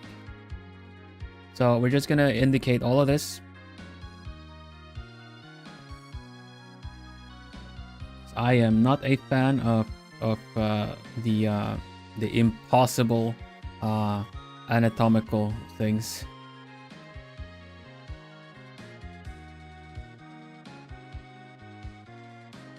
Granted, this kind of fitness and body shapes are kind of like, you know, a bit too stylized as well, admittedly, but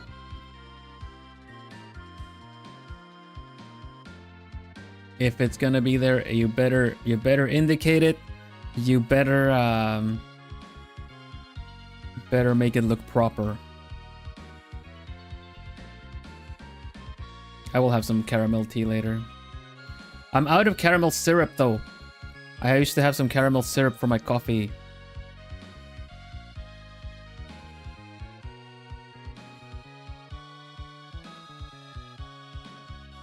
I need to get some more of that. Okay, I'm just gonna render this with airbrush because that's probably what we're gonna end up with anyway, since I like to render with airbrush when it's supposed to look softer, look like when it's skin. Like this whole part here is gonna be softened up as well with a bit of blur because it's the skin, so it kind of needs to look a little softer, I feel.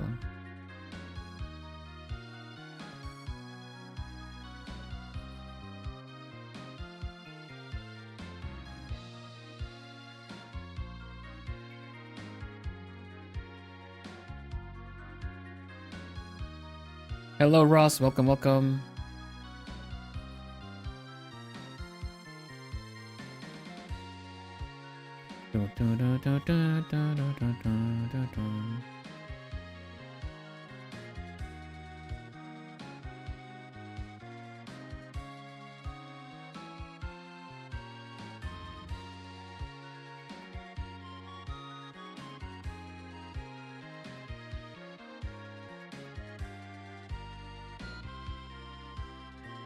You got called in and you haven't oh, is it like a readiness kind of thing? Oh no.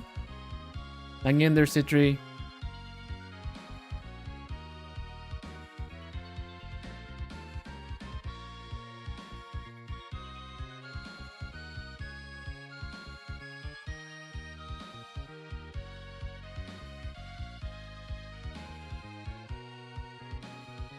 Good luck, good luck.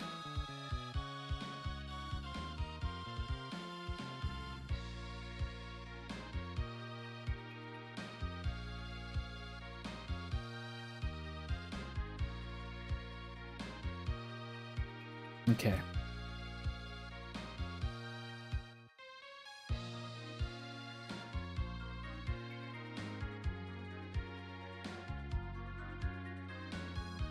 This kind of music makes me so happy. Usually when I would be drawing, just, you know, on my own off stream and stuff, I like to listen to a lot of video game soundtracks.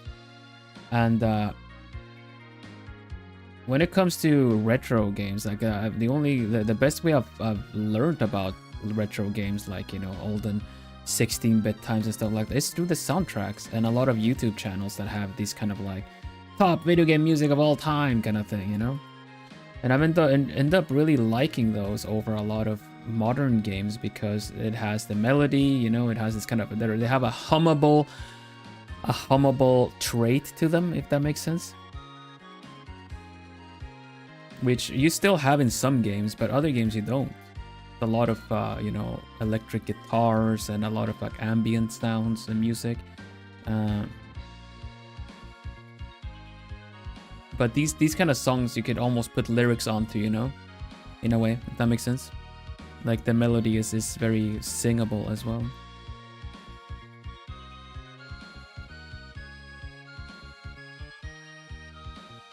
Hojo mix, ooh, nice.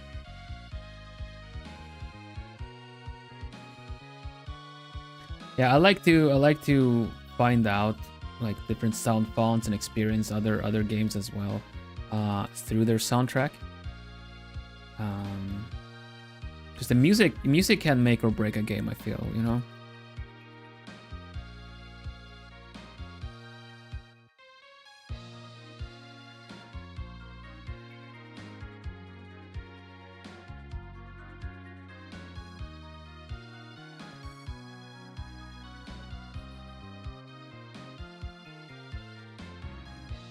Wow, this got a little bit too rendered, I feel.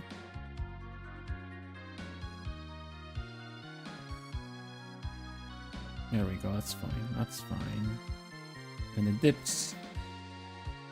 And the hips. And then we attach the the octopus bit.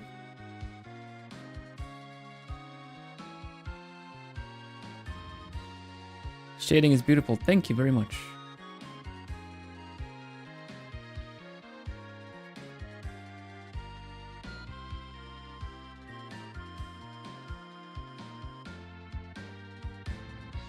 Last I touched an octopus or a manta ray, they were kind of how do you say this?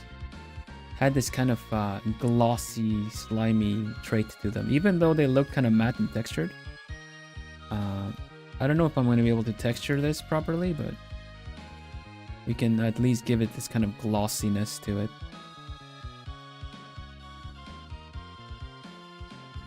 Maybe I can bring in a texture I've prepped prior.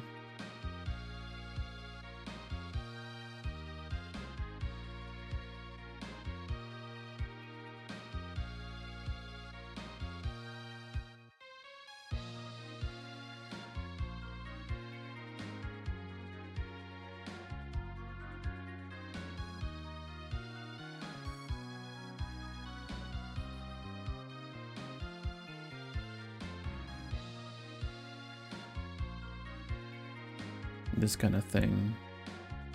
I would want to draw some more things to make it look like it's actually part of the body and not just something that you can put on and take off, if that makes sense.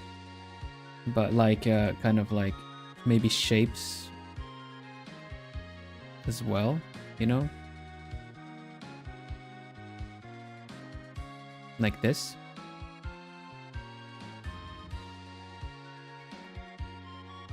Something like this.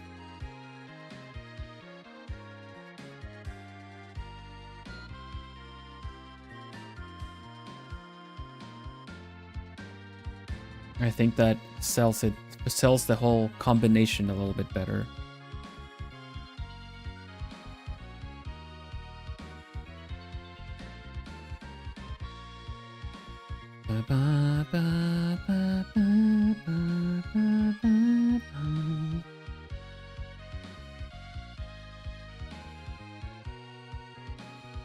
Okay.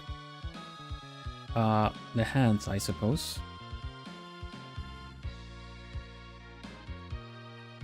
Surely I'll get away. I'm gonna take a break from this now. I just feel like I want to also have these parts finished.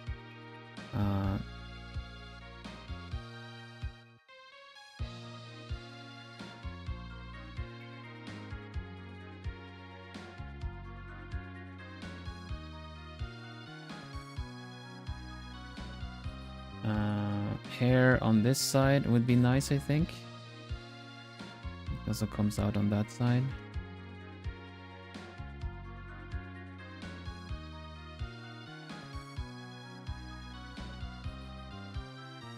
Okay.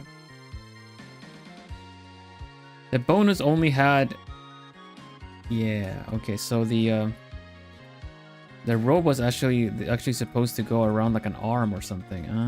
I just did this part. I would find it really difficult to do it proper then. I suppose we could make it go around. No, that's not gonna look good. Let's just leave it like that. It's fine.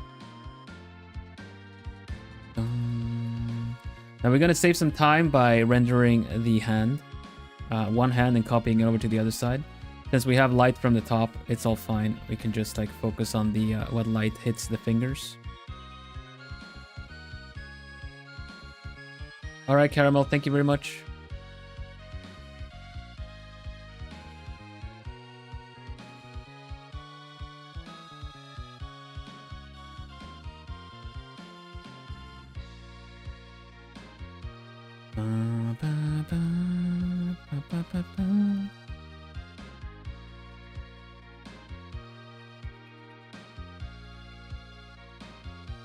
I'm just doing the I'm just doing the light and shadow of this right now.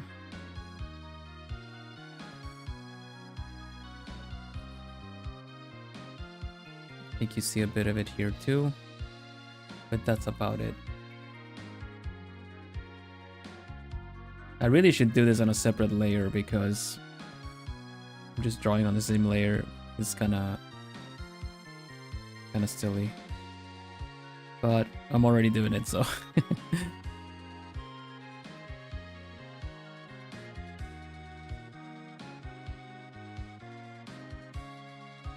I'm curious to know what part of the process so far have you did you enjoy? I know Citri said that like watching the process is fun, but what part of the process do you like? My process has like the rendering kind of starts straight after the sketching, I suppose, so it's a bit trickier to really divide it up. Hello, welcome. Just watching the rendering just in general. So yeah, okay, so the light and shading that's currently happening.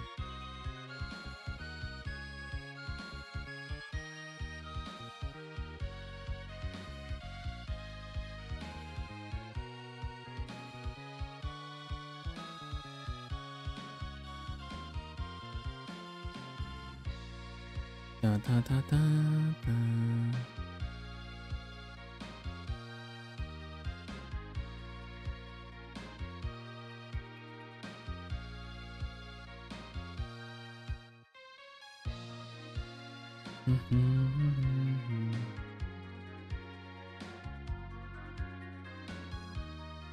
Like hearing why you make certain design choices. Nice, like so the motivation behind everything.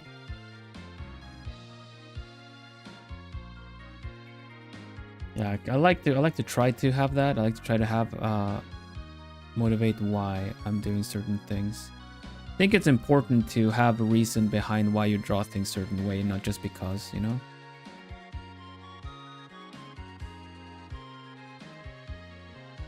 You're gonna lurk. Oh, thank you very much. This is a generated one. Another challenge, by the way. We paused the different parts. And now I'm drawing a character based on all this.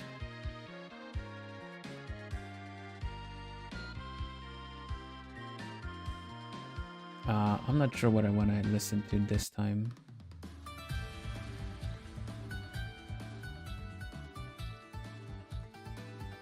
Just a little soft in the background.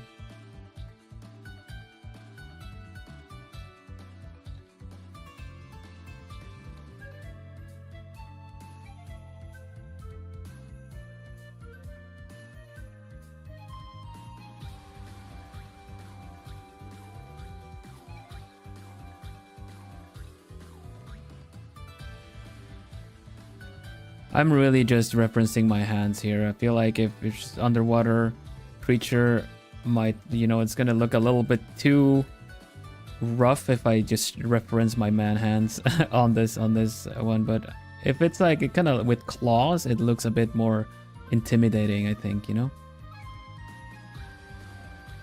Otherwise I would try to redraw my hands to look more delicate. My man hands. My owl man hands. My owl hands.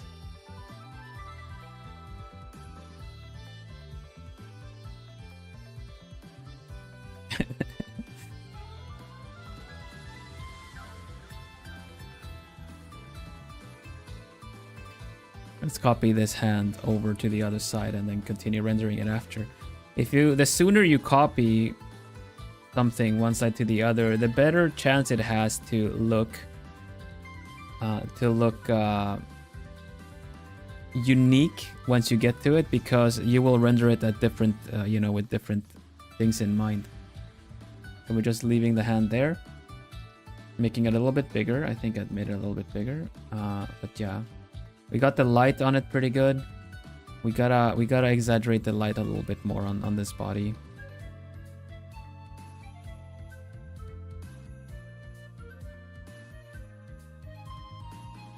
Not to mention the actual wrist as well.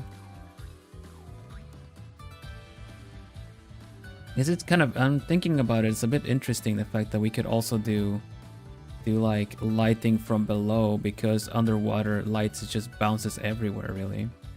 So we can actually have rim light on the bottom too, to kind of sell the whole like this is underwater kind of thing.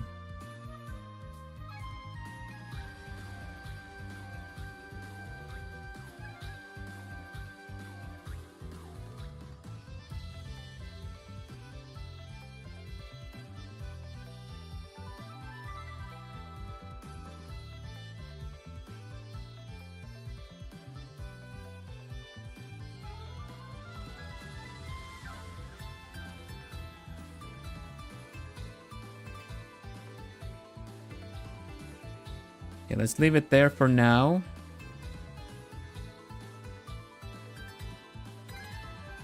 What are some details I could add to this to make it more interesting, you guys think? I'm thinking like the arms are pretty bare, you know, there's nothing special happening there. I'd be tempted to do like something to them, but I can't really think of anything right now. Ba-da-dum.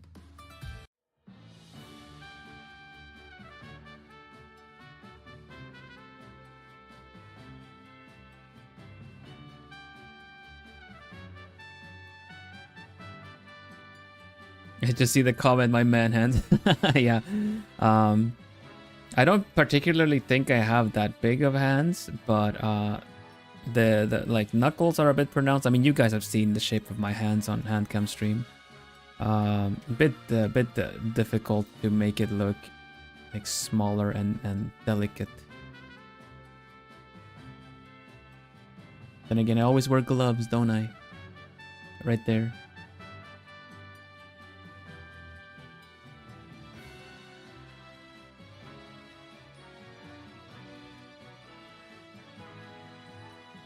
Suggestions on what to do with the arms, like what to add to the arms, because they seem a little bit bare, you know.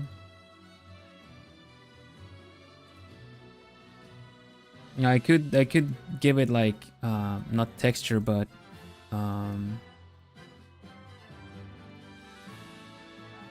a little bit of like stains and marks and markings and stuff. I think markings would be good.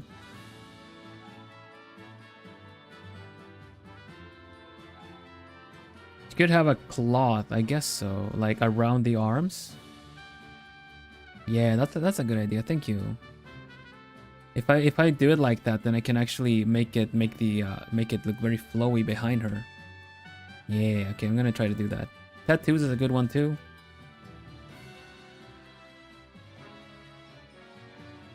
I'm gonna try.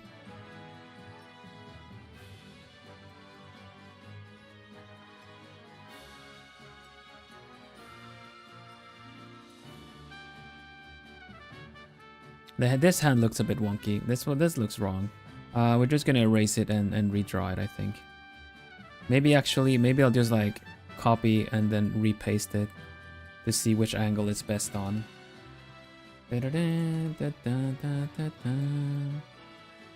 Probably like this is a little bit better. Not completely right yet, but a little bit better. Colored tattoos, ooh. So like markings.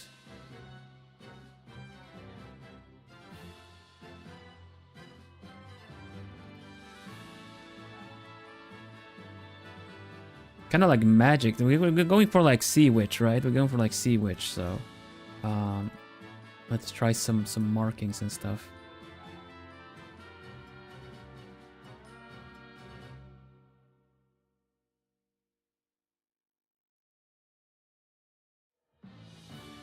Yeah, glowy tattoos. Yeah, I'm thinking that actually.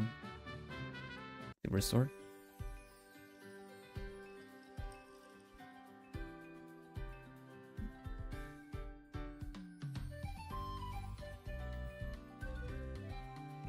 Maybe this is the kind of where I can do that, if that deep sea effect where you have, you know, the kind of fishes that have those very multicolored tattoos. If that makes sense.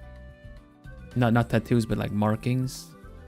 I don't know if you guys know what I mean, but even like like jellyfish have those kind of strands of the multicolored stuff. They look really impressive, but since it's deep sea, they can barely see anything. Glow in the dark, yeah. Glow in underwater.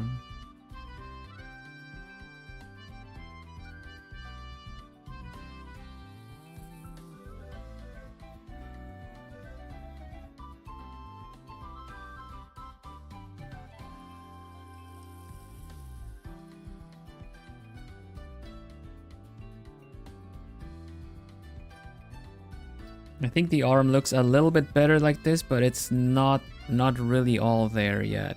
It probably needs to be a little bit more like defined. It looks kind of short otherwise. A little stronger.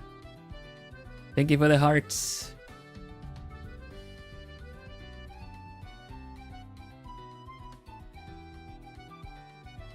Ba-ba-da-ba-ba.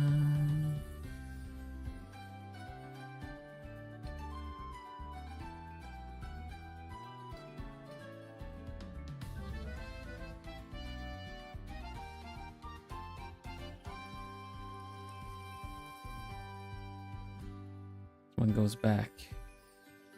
One goes to the back. This arm is not angled right. More hearts, thank you.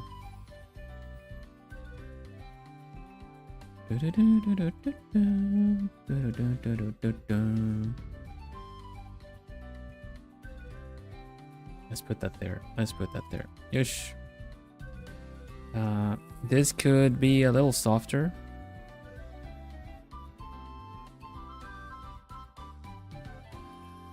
Okay.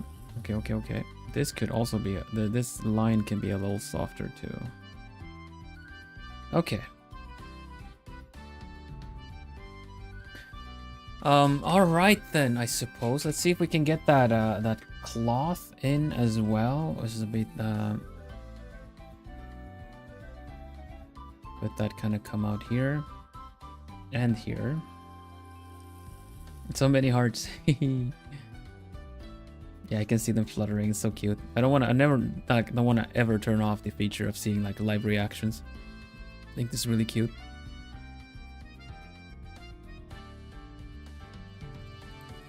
Okay, and then this part of the cloth can go to the back. Doing something like this.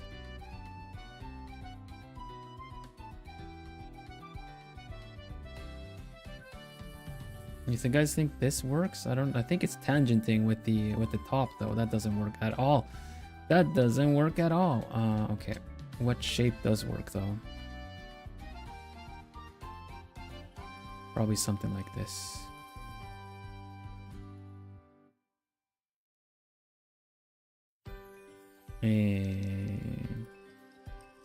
No, not sure about this yet.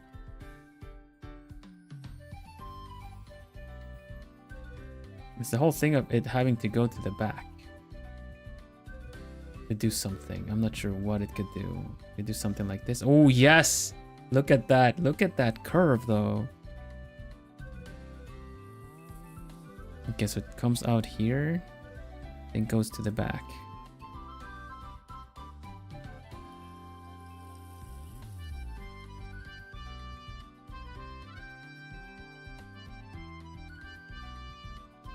And then we get this kind of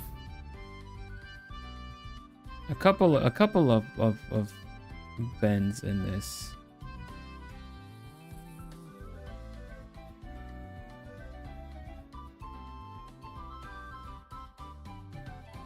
I'm just painting on top of everything right now, so and then it kind of goes back in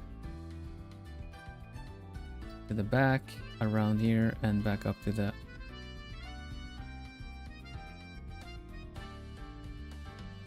I think this looks pretty interesting, personally. Probably need to change the intensity of this side of the thing.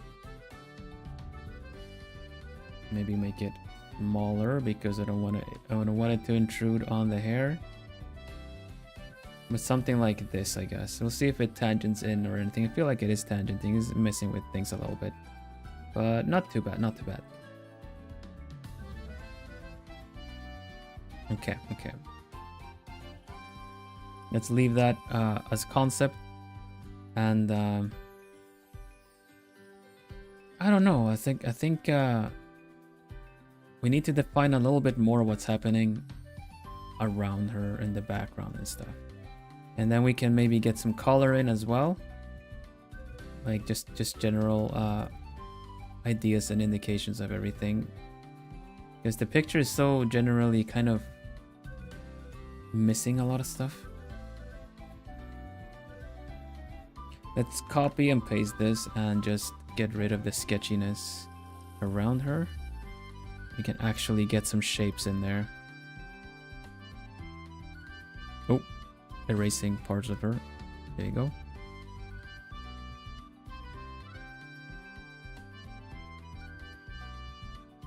Okay, so my idea right now is going to see if I am able to give her the whatever shapes are needed to kind of be able to zoom this out, squint, and make it look like an interesting picture on its own. You know?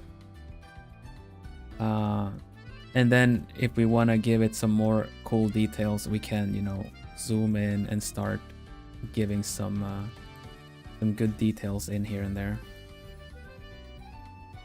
So I'm gonna be kind of working a little bit zoomed out. You guys see it full size, but on my tablet it's a bit zoomed out. It's kind of no, look, somewhere in between those two. You know. Speaking of, I need to add an in between to that. Like 18. Whoa. But yeah, we got some good stuff to work on here.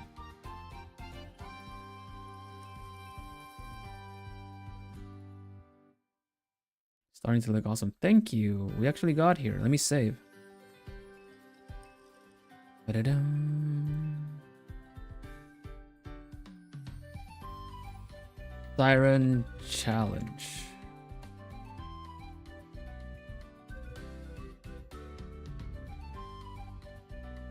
Okay, so behind her, we're taking back these ideas of making the body be a little bit, you know,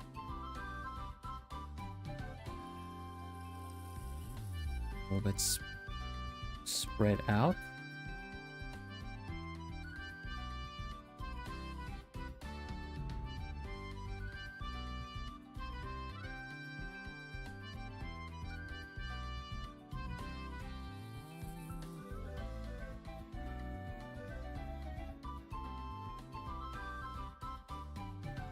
Yeah, we're not gonna be able to do the pastel thing that well. I kind of need the background to be a bit dark, but we can still put in the colors as best as we can, you know.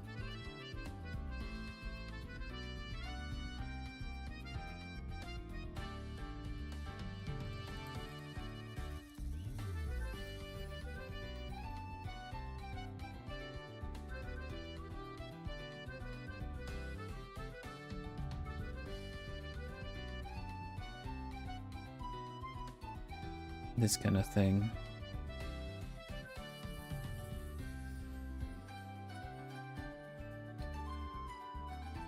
Probably needs to go behind her cloth for it to look proper.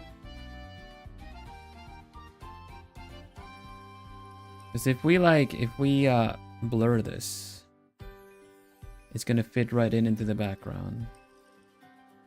We can lower the opacity. We can like this, yeah? Yeah, okay. We got some shapes going on, we're blurring everything. The background is also kind of needs to be almost even darker. Oh gosh. He's actually missing a lot of this is interesting.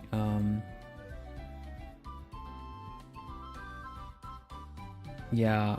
Okay. I've been relying too much on the rendering and not really giving her enough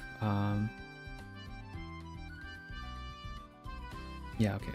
Sorry. I'll elaborate. What I need to do is right now is to cover her as best as possible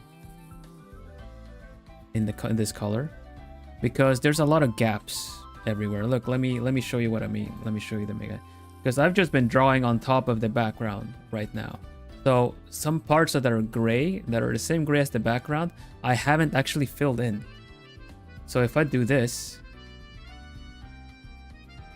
you kind of see how much how much is leaking through. See, this is supposed to be behind her, but there's some white there, there's some white there, there's some unevenness here and there, and here too. So everything that is the same gray as the background, I have not actually rendered or given her any kind of, you know, she's just has holes everywhere. So in order to fix this, we will just kind of give her a general silhouette.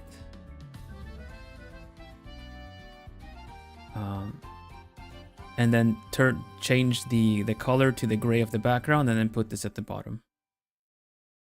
Okay, next song. They don't all loop as well, but I'm still enjoying the variety of music. It's the little extra spark that I needed in art streams.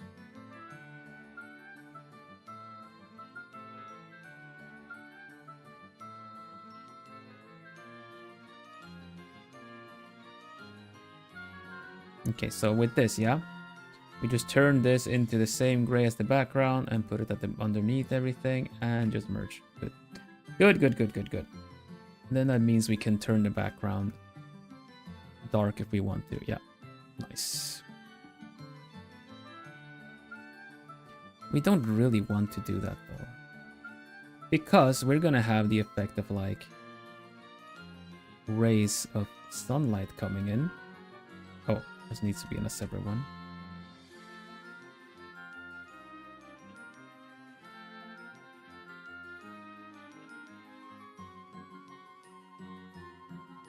We just turn this kind of really weak. We can use this at the front.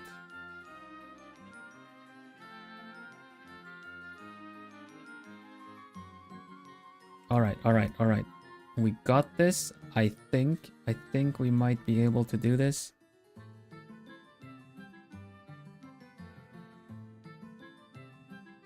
So let's see what we can do with this. Let's try a gradient map on top of everything. I'm always partial to this one, but there might be some other good ones we got here too. No, this one is always like my favorite because it has such like purple to yellows in it. Hello Neko, welcome. Ooh. This green one is really good.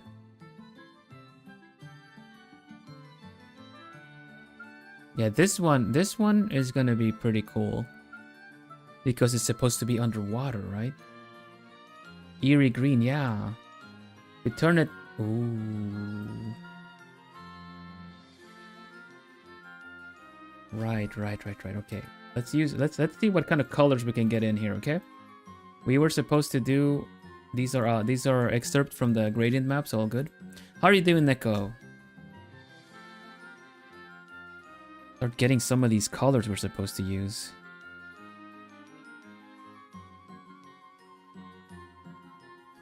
They're supposed to be kind of pink, but I'm gonna crank up the intensity a little bit.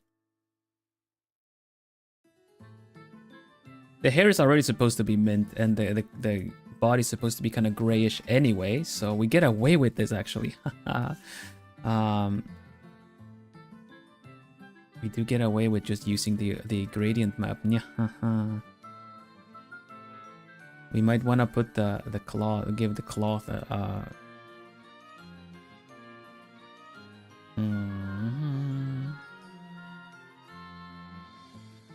Good. The art looks fantastic. Thank you very much. We cooked this up on stream. I'm quite satisfied with it. Not gonna lie. I'm glad with how it looks. I'm not sure about how much of this pink to use in the back part like this.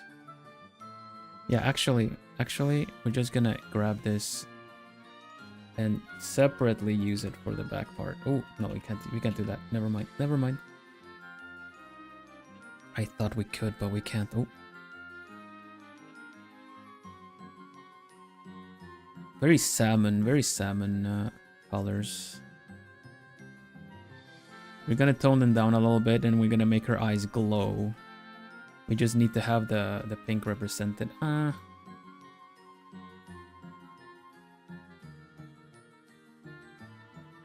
don't know about that one. I don't know about that one. We let's wait with that. I'm just happy. Ooh. Yeah, no. No. So everything else neutral for now. And we put focus on everything we've got here right now first.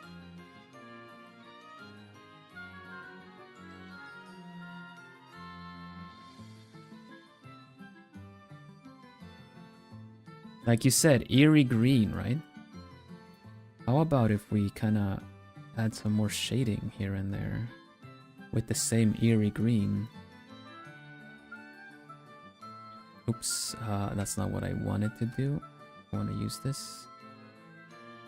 Like, the shaded parts a little bit darker.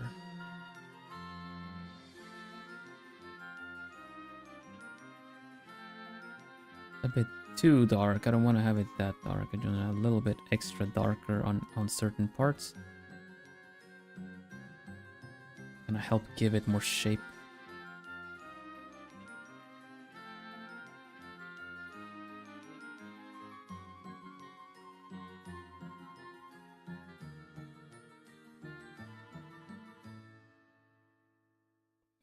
Windmill Village, let's go.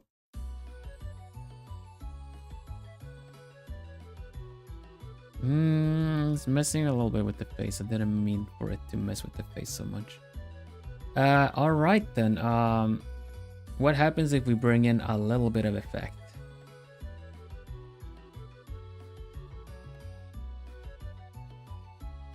We probably want to add glow, honestly. Yeah, if you wanna, we can ask questions.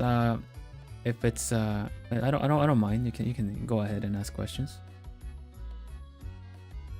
It's just that if I'm locked in, I might not answer them immediately, you know. But one. Hello, Sophie. Welcome. Nice. We are doing a art challenge today. I'm doing a Siren Merfolk edition. So we paused just like we did last time. I got an octopus body with these colors, with this hair, those kind of eyes, the ears, and a cloth around them.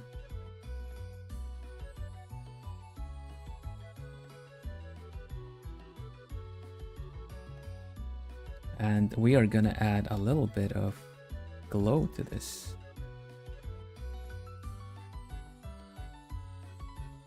I'm gonna see how this looks, okay? I don't even know what this is gonna do. I'm just trying some stuff around, so.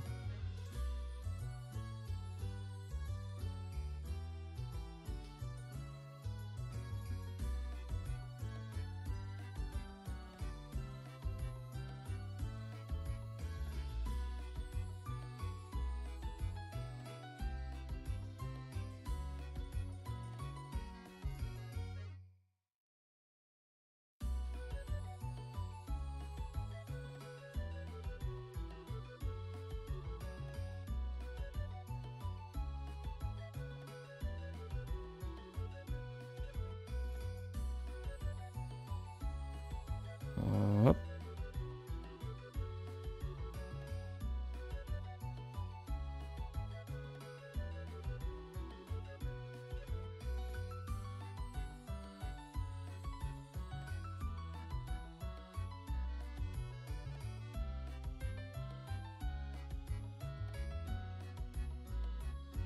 Man, just adding these kind of top things just makes it so cool.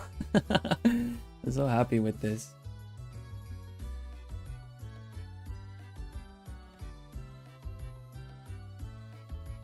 because we are working on the premise of this being like a card illustration. We're drawing outside of the area, right? We're drawing outside of the area. So it's kind of gonna be here, here, here, and here. This kind of picture.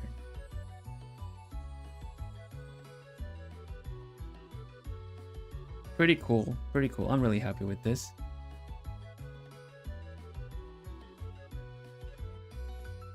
If we use the pink kind of glow dodge as well, we can actually do very bright eyes like this, almost glowy eyes. See?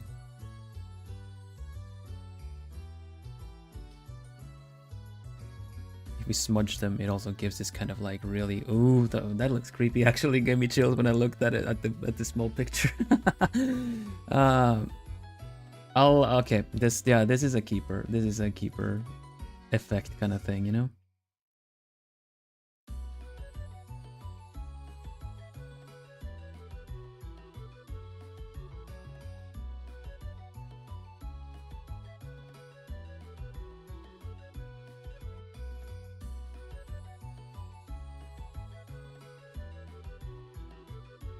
This is really tricky. She became kind of ghost-like, yeah.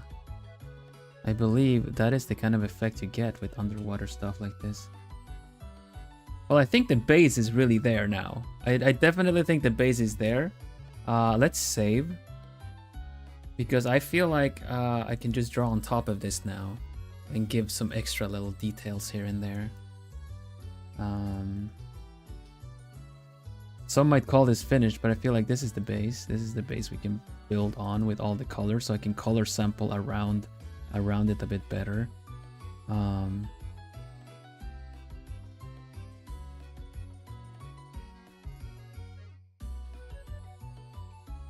we can just do this.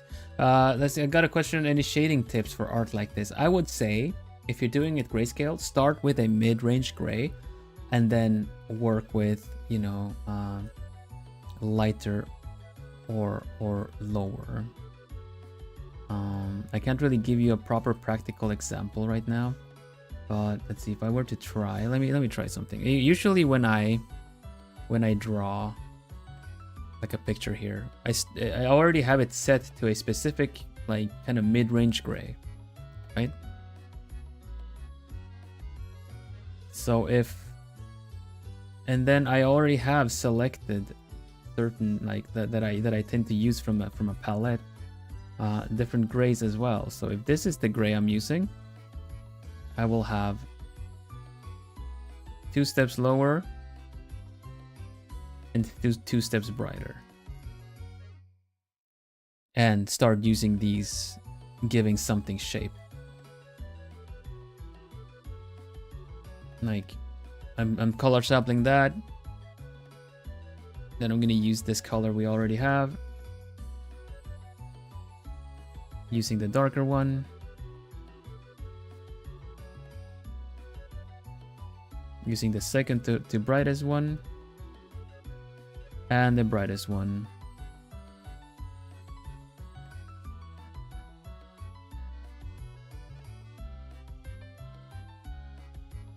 And we have a 3D sphere, you know?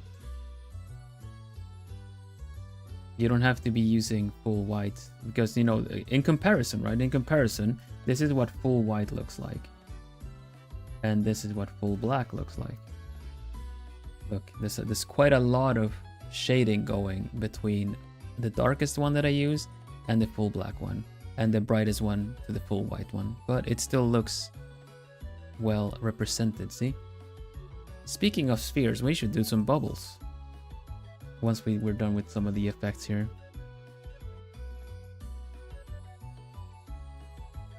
You limiting your range of what bright and darks you can use is probably better, because then you can because like the way I work is I usually color sample between places. Like, okay, I'm gonna do something dark here. I'm gonna grab the darkest part here because I don't want it to be any darker, and then kind of work that in a little bit, you know?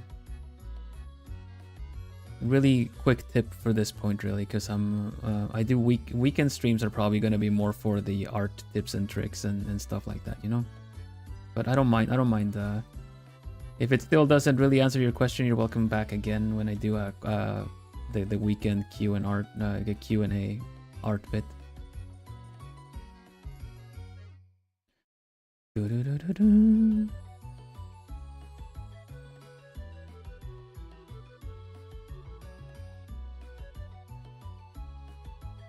No, I've gone from the sketchy brush to using an airbrush now because I feel everything is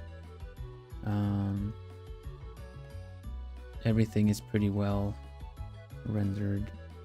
Everything is well represented in the kind of blurriness that is the airbrushed stuff. I'm still not I'm still okay with the idea of doing like glowy tattoos and stuff, but first of all, we're just gonna give these markings almost like scars, right? Like the little bumpiness to them. And that's all right, Nico. If you make it back, we can talk more about the question stuff. Since this is an art challenge, I'm kind of a little bit on a time limit to finish this, so I'm gonna try to make it as impressive as I can during these, what is it, 3.5 hours or 3 hours that I do.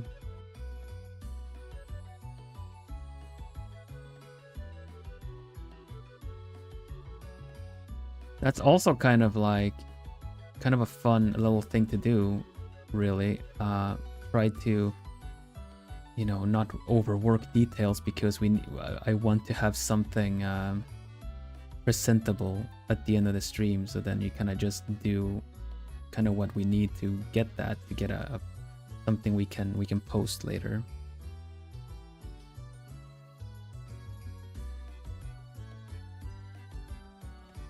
You were eating lunch when I was started. Oh, okay. I think we've gotten pretty far with it, I gotta say.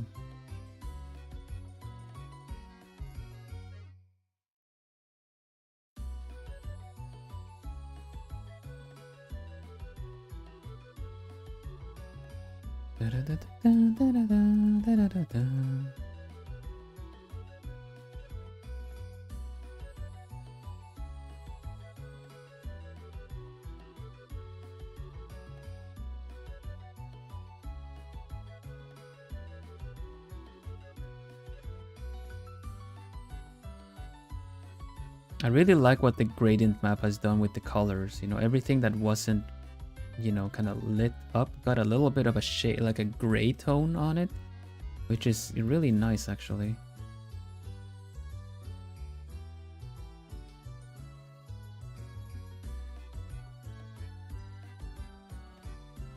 Maybe we should give her like a pendant of some sort. What is the pendant? Hold up. I kind of want a crystal floating with a crystal with the same light as the eye, like it's the source of the magic. You know what I mean? Well, we're going for a little bit of like angler fish kind of a thing, you know?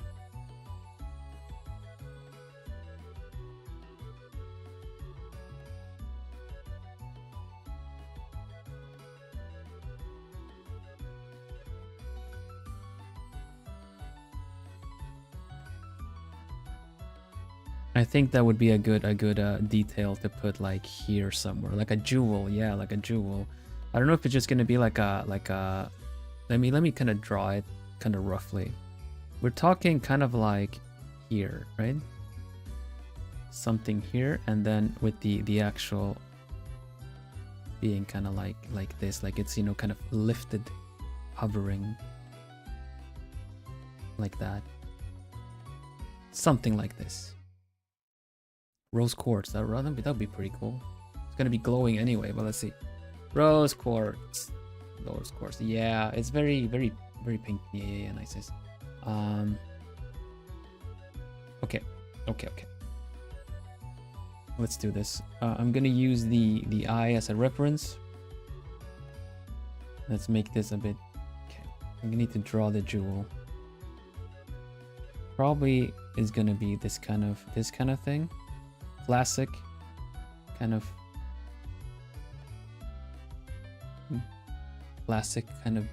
gem like this, right? It's tricky because the angle is kind of coming out towards us. So let's see, red quartz. Honestly, the kind of gem it's gonna be, I'm gonna leave to you, up to you and your imagination, I think. It's just gonna be a little bit, yeah, it's gonna be kind of like that. Maybe it will be a red quartz, but it's magic, so that's all fine too. Let's give it some shape.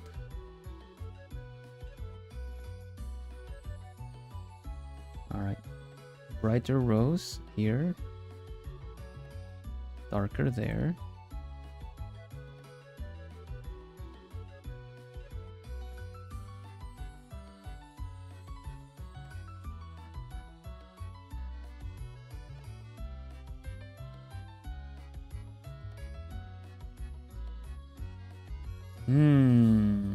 Interesting.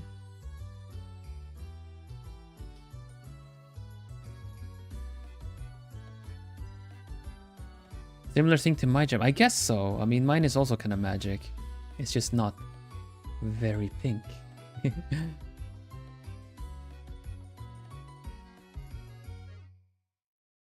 Let's put back to the this one.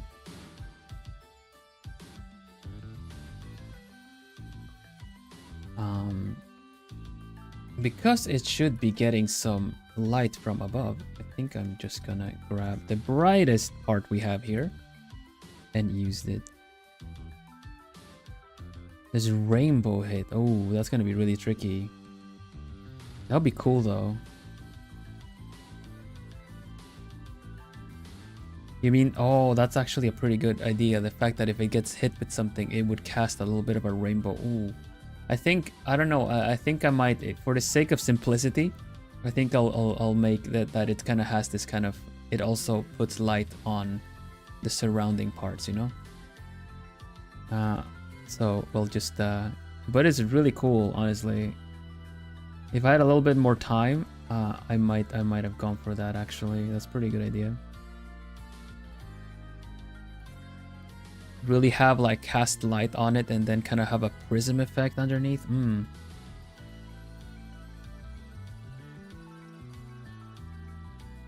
Very good.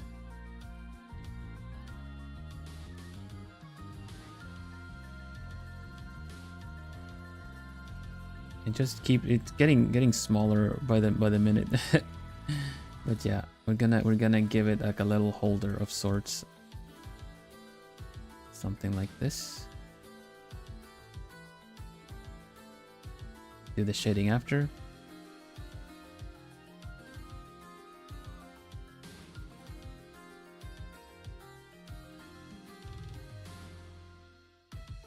Like that, yeah.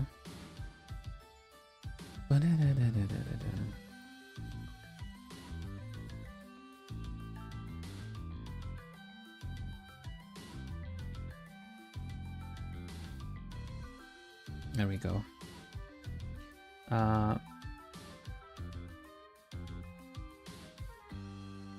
Yep, that's all right. That's all right. Oop, clicking the wrong things. Just gonna give it a little bit of a shade. We're really just indicating a lot of things. The like you said, the details on this is they're really just kind of made up by your own brain. See this, how this shimmers and stuff? This is really just like a very, very scribbly kind of using the colors around us so that it fits into the scene, so it doesn't stick out like a sore thumb.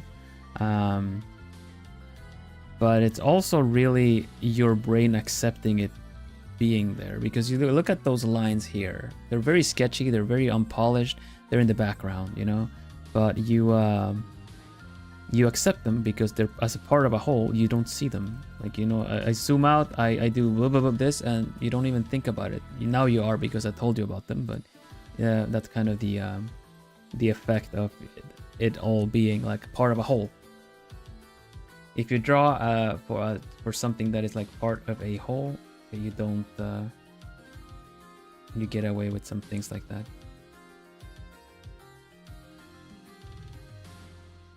You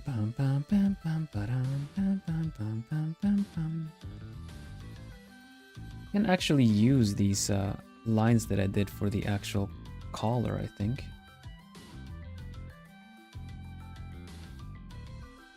The only thing we would need for this is that it has, oh, this is way too bright, is that it kind of disappears in the shadows a little bit. You know, kind of do this like that. And then the fact that not everything is lit up. And then we can put underneath this, give it a kind of like a, like this. Give it some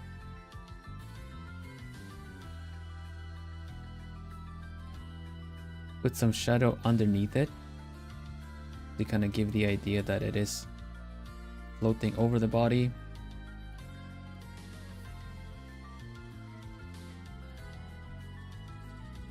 Like this, yeah, like it's this is the cast shadow of the gem, so it's kind of hovering above, right? And to further give it the actual effect we want, we just make it glow.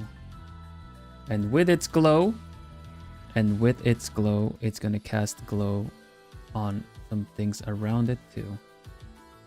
It's a very cheap way of putting it, of involving this, what we just did in a scene. But it really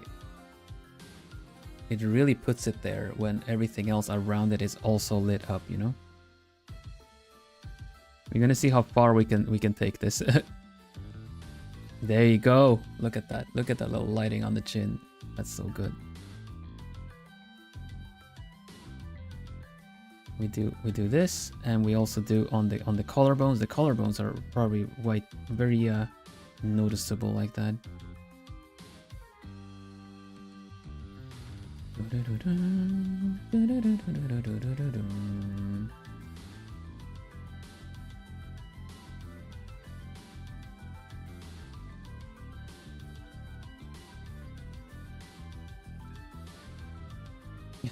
Hello again. What? Hi everybody. How's it going? Hello again, Ruby.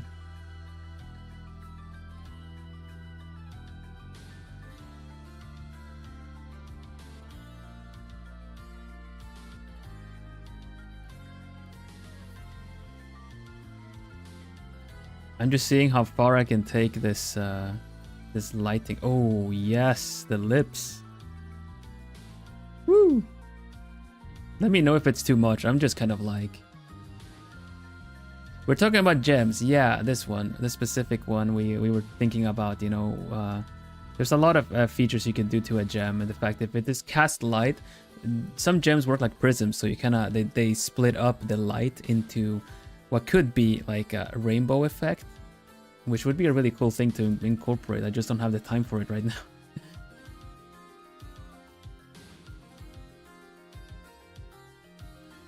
But yeah, I love that reaction.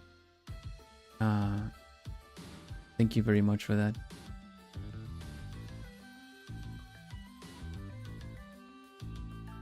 It is kind of like a ruby. That's very true.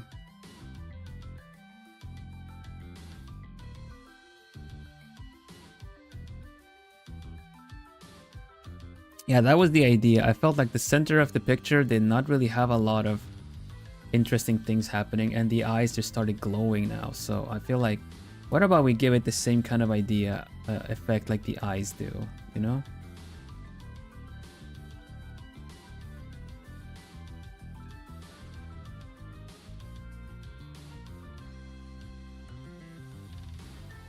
Like that's the magic thing, because we were talking about doing the like undersea witch kind of thing, right? I don't know if neon nail is is cool enough. Yeah, I don't know. I feel like no. Could be cool in a different time and place. The idea is cool, I feel, but the it doesn't work with this right now. It doesn't work.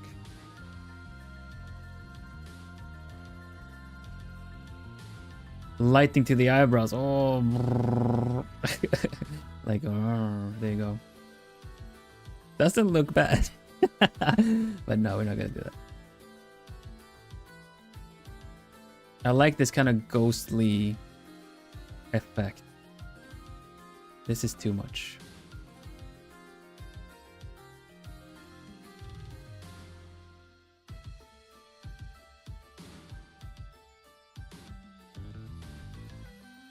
Outline the tentacles, maybe? Bioluminescence, that's what the idea was. He's angry. There you go.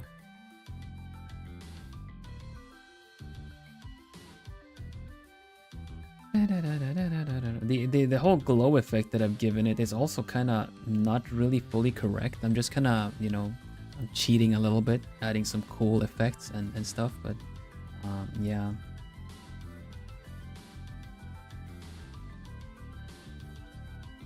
There's a lot to this, you know. Another thing I want to do is, like, you know, the background kind of needs to be a little bit more blurred. Some things are have a bit of like sharp edges to them, even though I would kind of probably prefer them to be blurry. But I'll take this as an opportunity. I'll take this as an opportunity to show you guys a good way to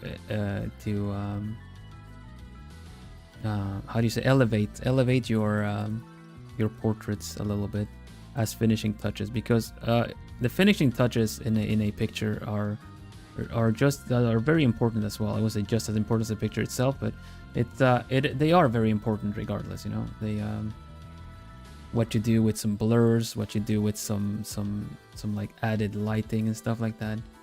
I'll show you what I mean. Right now we're just gonna try to work with the silhouette a little bit,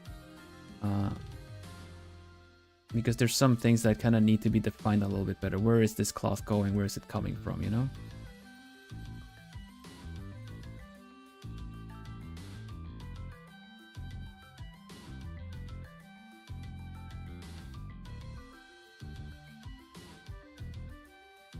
Give it some shading to indicate some folds in it too.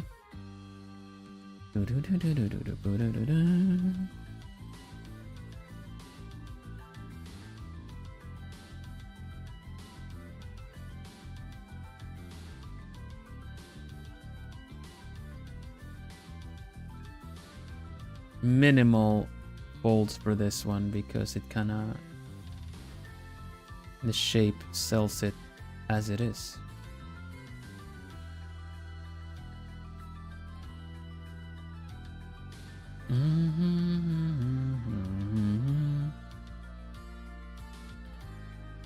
Yeah, the strength in this picture is if you watch it, if you look at it here like this, you know, you don't really see all the imperfections, you see it as a whole, and it looks pretty impressive. I'm not gonna lie, I'm pretty happy with this.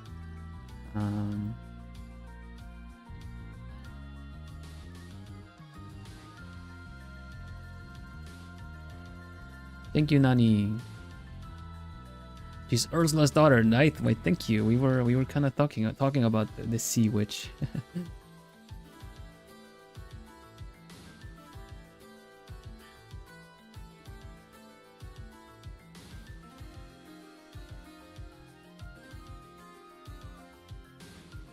I've not seen the second movie. I barely know the first one, honestly. Though it is a classic. The melody and no, I have seen The Little Mermaid. Classic. Will, are you Swedish? I am, yes. I live in the Netherlands though. No, I haven't seen the second movie. I don't believe I have.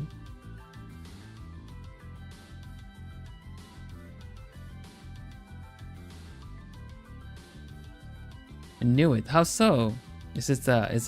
I mean, I'm not shy about it. I do my Quattrolingo. I have Swedish in there, and generally you really don't know Swedish unless you for some reason live or have lived in Sweden. But yes, very much I am. Yeah, I live in the Netherlands though, learning Dutch, 4th language. Swedish is my 1st. Spanish is my 2nd. English is my 3rd. And so on. I hear it now. Ah, you hear my accent. Oh, nay.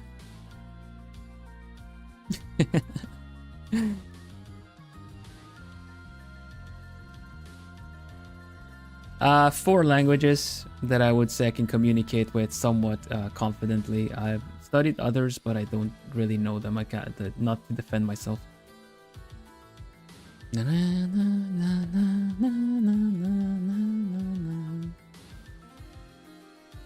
Åh nej! De vet att jag är svensk.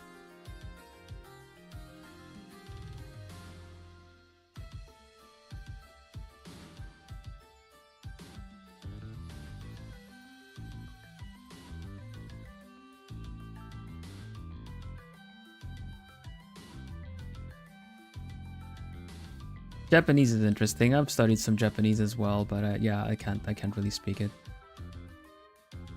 The pronunciation and the fact that I can understand some of it and follow conversations, it does tend to surprise people at times. But I really don't go around saying that I know it because yeah, I don't.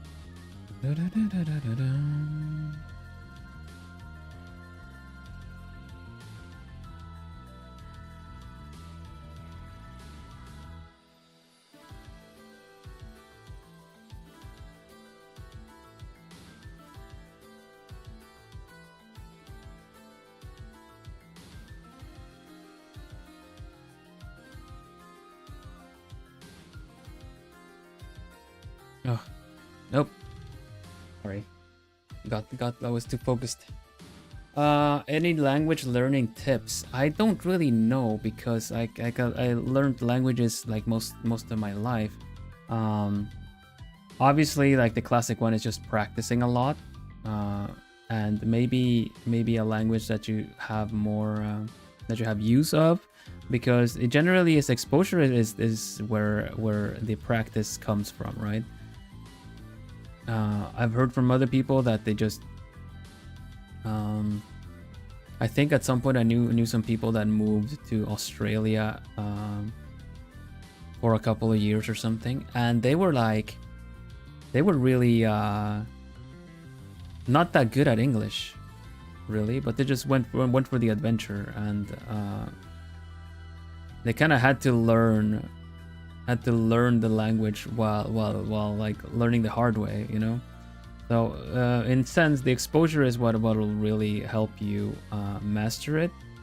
You can always kind of like have the subtitle. You can always try watching shows. We're talking about Disney stuff. You can always watch Disney stuff in other languages because their streaming service allows you to change languages around. That also goes for a lot of other shows and streaming services, that you can just set subtitles or the actual movie. Yeah. The name of the owl on my shoulder. This is a representative of you guys. This is a fan mascot, a plumie, as we say. This is a plumie. Plumie like a plume, like a feather. Initially, I called my fans the plumies because I wanted to have the whole idea that you're all each a feather, an individual special feather. Different sizes, different colors from different kinds of things, you know. And I like to say that plumies are feathers under my wing. You know, and with that kind of give and receive lift, you know, we lift each other, we'll soar high in the skies together. And at some point, like once I reached monetization and everything, I was able to design and give everybody what a plumie would look like. So this is the fan mascot. And this one has my colors. Obviously, if you make your own, you can change the gem, you can change the kind of color, the kind of feather. There's a lot of plumies that have designed their own plumie kind of to match their own characters or OCs or personas, you know. Plume sonas, as they say. It's really nice. So yeah, if you're if you're interested, you know, the plumies are a very welcoming, very supportive community. You can, I don't think I have it activated. Hold on, let me see. You can join in the fan Discord. I'm not part of the fan Discord. This is for Globie, since I'm part of Globie as a corporation. But yeah, the let me see. I have it here. For instance, if I go to the chatting scene, I have one of the pictures I usually show what kind of art I do. I did this for my lore video, and you see you have oh, the kegs are on top of that. That's silly. Hold on. There we go. You have different plumies here. See the different feathers, the different colors and stuff like that. This is the end card, the end illustration I made for my lore video, because I illustrated my lore video. It is on my channel, and the videos is like Act 1.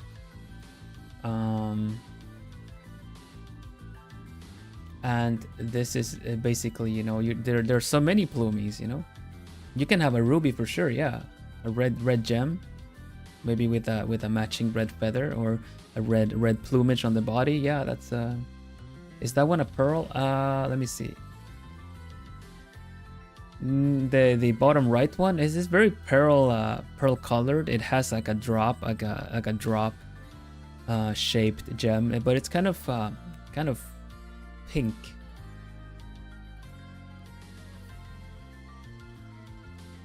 But yeah, that is completely up to you to decide what your plumie looks like. This is just the base plumie. It has my colors, it has my gem, but this one is, you know, the fan representation. I have one that's on my head too.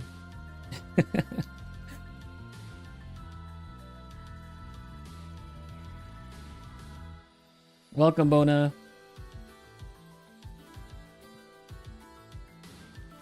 We're gonna be rounding up soon, so let's see what finishing touches we might want to add to this.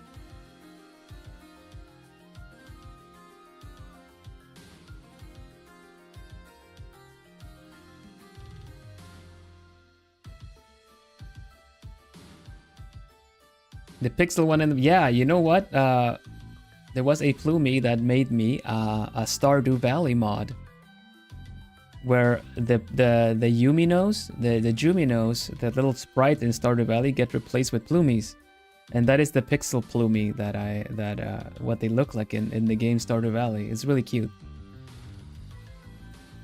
Yeah, I just took the sprite out of the mod they made me. So there are actual plumies in my Stardew Valley game.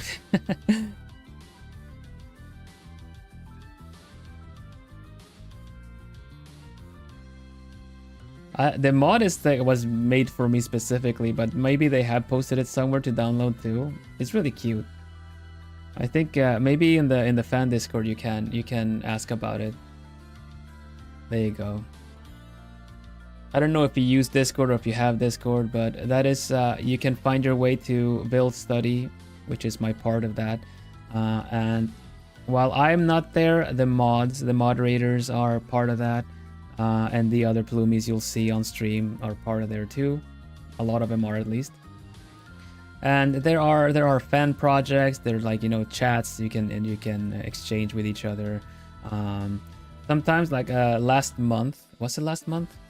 Yeah, early last month, I did a Discord-based meet and greet where it was arranged where you could have what was it, 3 minutes, 5 minutes, I don't remember. 5-minute talk one-on-one with me to kind of also offer the meet and greet experience to people that cannot go to the different cons I've been part of. So yeah, there's stuff that happened in the fan Discord as well. Diamond. Yeah, diamond, definitely. Mine is a strange kind of emerald. It has some weird properties. It does some strange things. If you're curious about the gem on my in my pendant, we can you can link you to the lore video. It's a 7-minute video that I produced for my 6 months anniversary, to kind of tell a little bit of my story. Oh, thank you, Nico.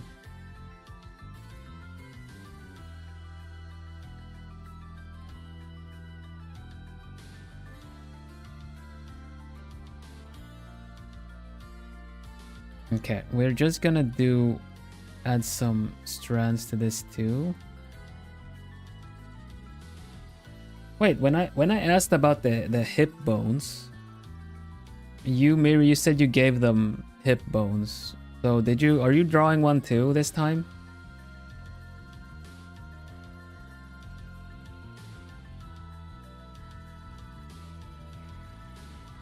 Oh gosh, I look forward to seeing that.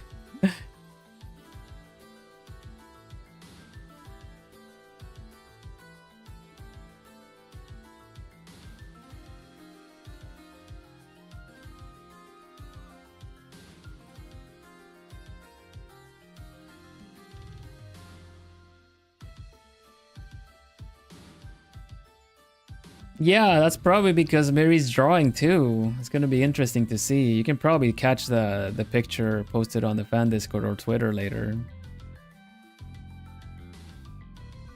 What's the siren's name? I have not thought of a name. I just went straight for the designing.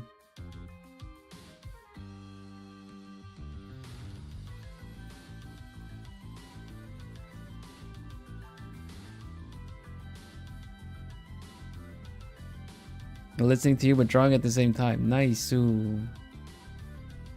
That's cool. Alright, you know what? I'm gonna try to make this look like a proper chain. I'm just not sure how to go about that. Can I like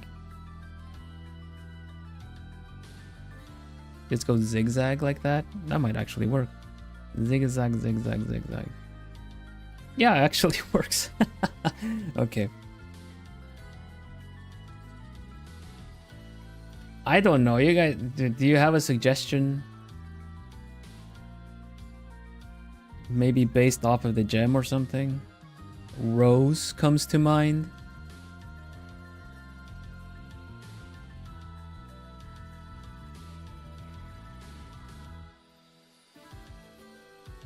Uta with Ursula. Uta. Rose is too sweet for her, but that's the irony.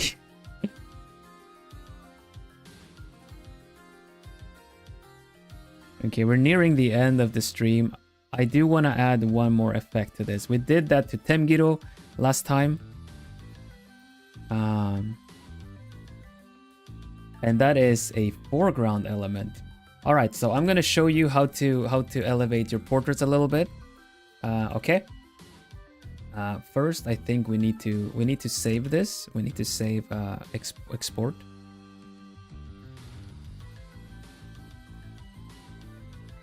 Hi Ruka, thanks for dropping by. All the best to you. Hope you're doing well.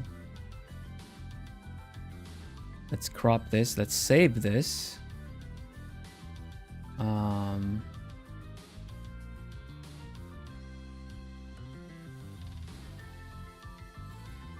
Lucinda. Lucinda, I like that because of the light. Lucinda. Okay, we got the picture here. For a moment, I kind of like that angle better. We started meaning it to be like this, but kind of like I kind of like this dynamic way better. I like this dynamic. This angle. This angle is. What do you guys think? I think this one is better. Both have the same kind of. Maybe it's just my my preference to do it this way. I think this side is better. It looks better. All right. Time to work some compositional magic, right? First,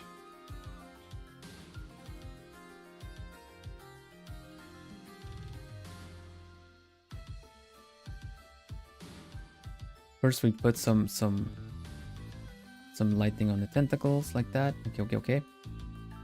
All right. What we are gonna do is that we're gonna force some focal points.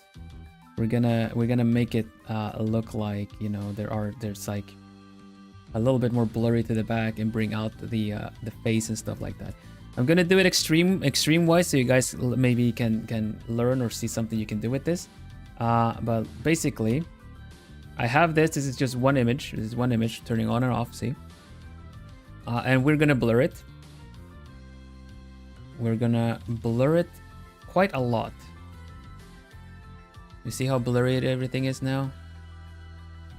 This is quite blurry, but just to show you the effect, right? And just to show you what I'm doing with this, I am going to be erasing from this because this is a copy that is blurry on top. So I'm gonna be erasing from this, and where I erase, it's going to be sharp. See? Look, if I erase here, that is going to be sharp. This is a good way to do frosted glass effect, or if someone is kind of like, you know, this is you can use this kind of effect to kind of make it look like the window is cracking or wet or something. But yeah, anyway, I'm gonna use a soft eraser. Basically, I'm gonna erase. If I show you with maybe green, I'm gonna erase here, generally up here. I'm gonna erase this much with focus on the face. Yeah, Lucinda's good. We doing Lucinda. So let's do that. Erase the face, show a little bit of the body.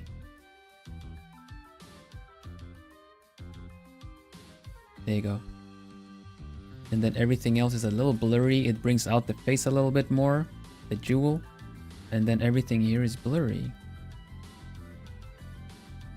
Now this with a combination of a vignette. What is a vignette? Vignette is basically doing this, but in white or black. So we do a little vignette around this to add like a bit of the dark of the depth, you know, like this. Man, this looks really cool. Maybe we can add a little bit of glow to the top as well, because of the fact that, you know, there is light coming from the top.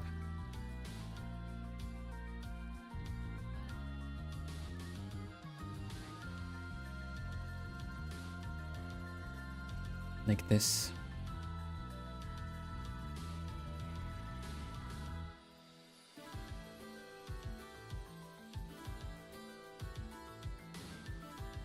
And we got a light to dark kind of situation here. Everything looks really cool. We got the glowy eyes, the glowy gem.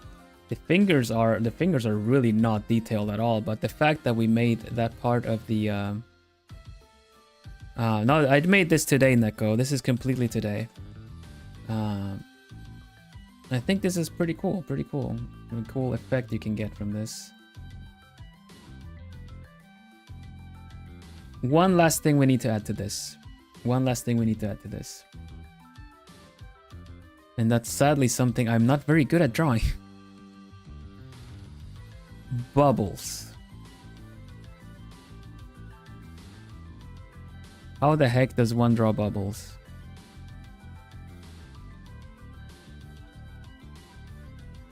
I'm trying to erase the inside of a circle of a brush that I just made.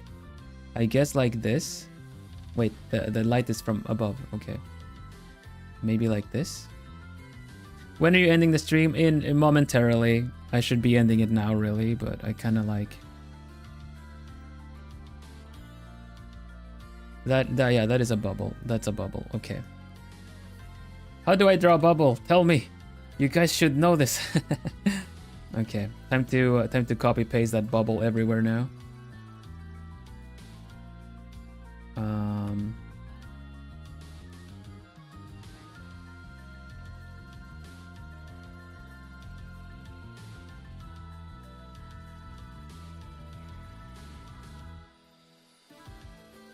I should have like a bubble brush. Do I have a bubble brush? I'm sure I own it somewhere. I just don't think I have it right now. Bubbles. Here. I mean, technically.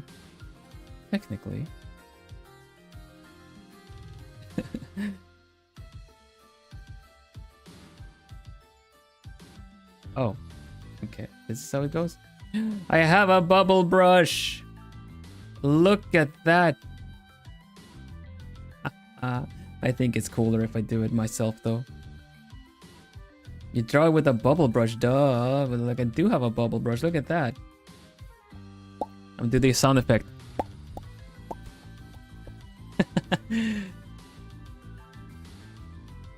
It looks beautiful, but I think it's just gonna be... We're playing with bubbles now? Yeah.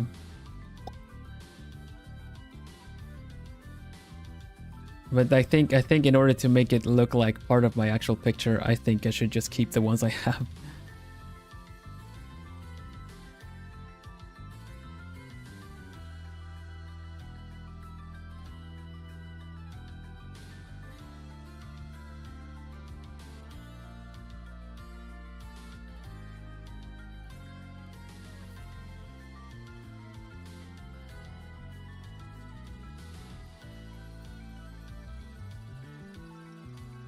Oop, that's the wrong one.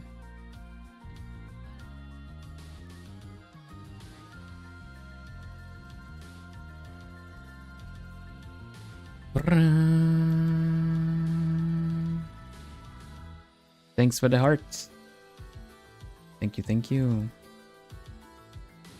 It just looks so tacky when it's just copy pasted over and over again.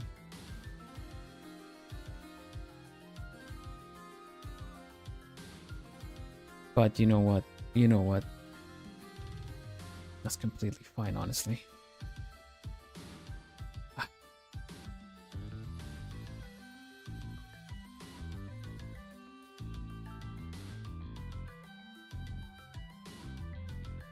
Bloop, bloop, bloop.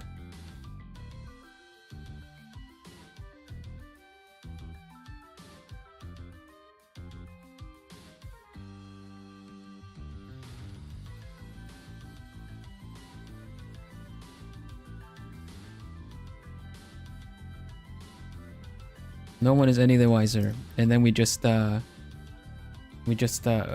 we should probably have some bigger ones too, you know?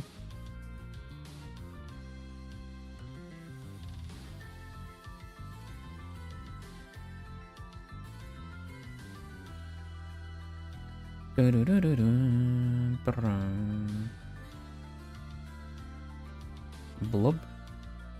What if I do a really big one in the bottom here? Okay. Generally, same rule with these, I think. I just combine them all, copy, maybe blur them like a lot. What did they even look like when they're blurred? Like this.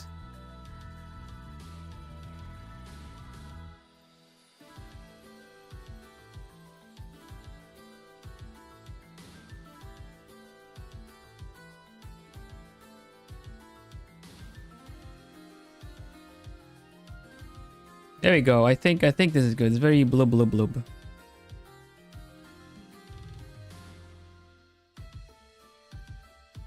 Glare on them would look sick. I don't know if we can do that. Can we do glare on them? Can I do glare? Am I good enough to do glare on them?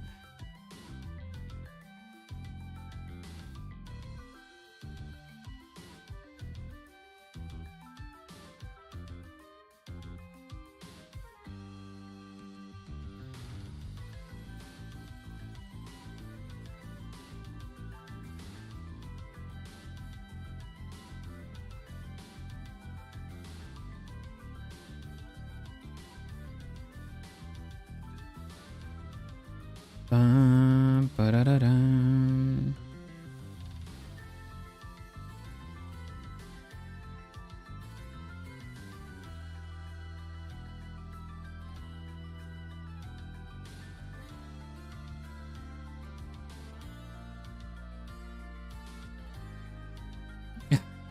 That's all I got now. That's all I got now. I'm tapped out.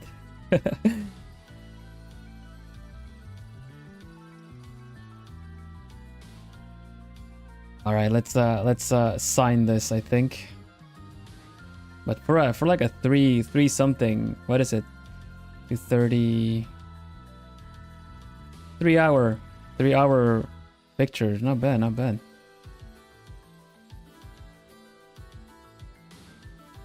Give it an old V for Vilhelm Vanderbos. And looks like underwater. Yeah, I suppose he's like an octopus lady. This is what we got. Look, this is the challenge. We pulled these. We randomized these. Octopus. Colors. The colors we followed a little so-so. Hair. Eyes. Ears. And the cloth. And together we got this.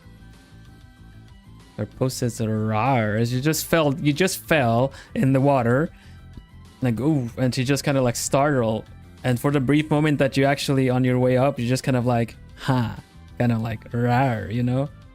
And then you're obviously like, oh, blah, blah, blah, go up, and then you never see Lucinda again. But you caught a glimpse, and then no one will ever believe you.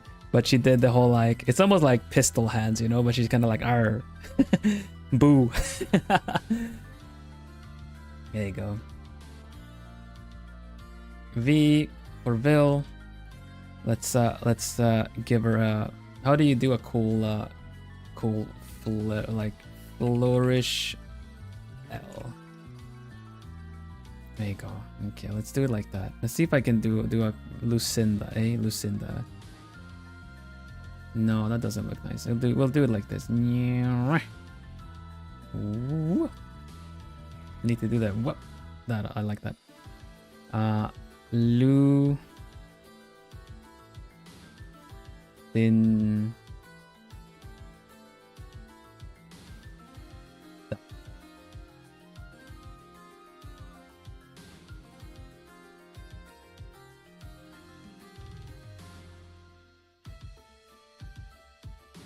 Oh, I'm moving my actual signature as well. No.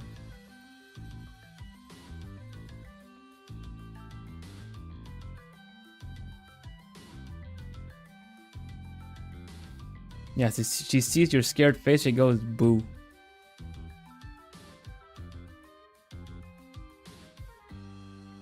And now that we've done the picture, we can be as silly as we want with it.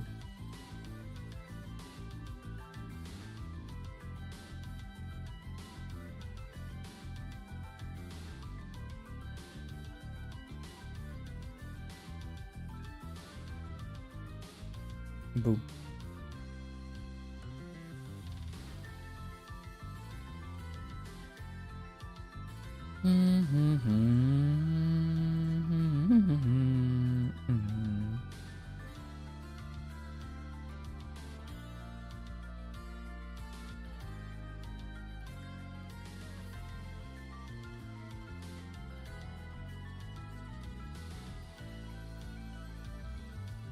Now imagine her with a plumie on her. Why would a plumie be underwater? Why would a plumie be underwater? Plumies float. There you go. Plumie on her head. Happy now?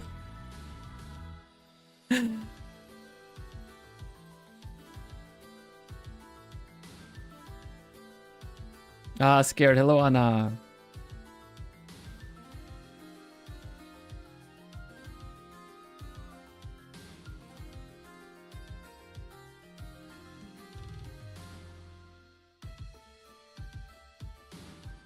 Gets flashbanged, by the way.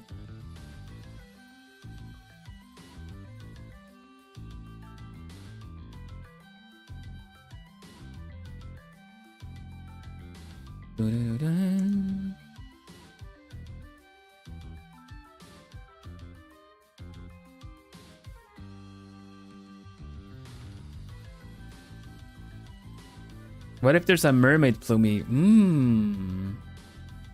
Would it be a plumie? Would feathery feathers tend to float? Feathers are water repellent. Maybe it's like a diving plume, like a diving plumie, like a seagull plumie. Like choo, it just dives.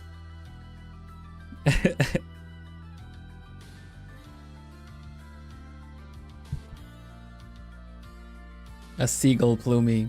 Well, here you go. 3 hours worth of work. Very nice, in a very nice presentable state, I would say. Thank you for the name also. I'm usually not caring too much about doing the names, so.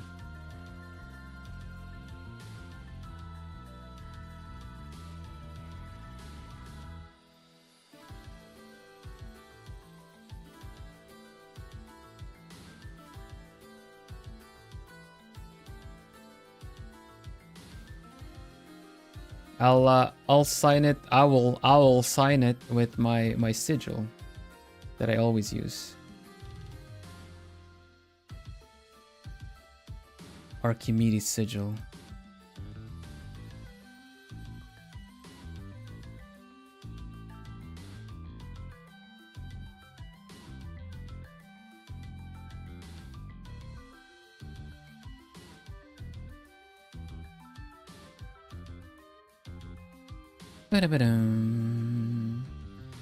You don't add names? I don't really do a lot of OCs. This has been fun to get back to and do, you know?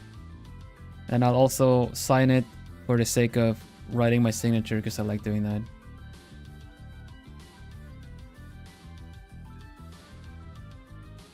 What am I doing? Ah, gosh. Whoop, whoop. Vilhelm.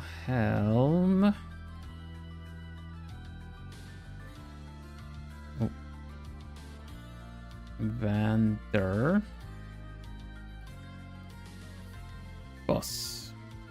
With a feather. There you go. Please say rar again. Rar. There you go. Can be on the bubble.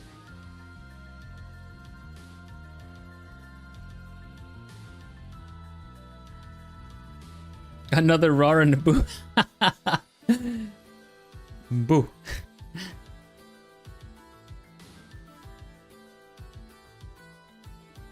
Yush. Hello Pegasus, welcome.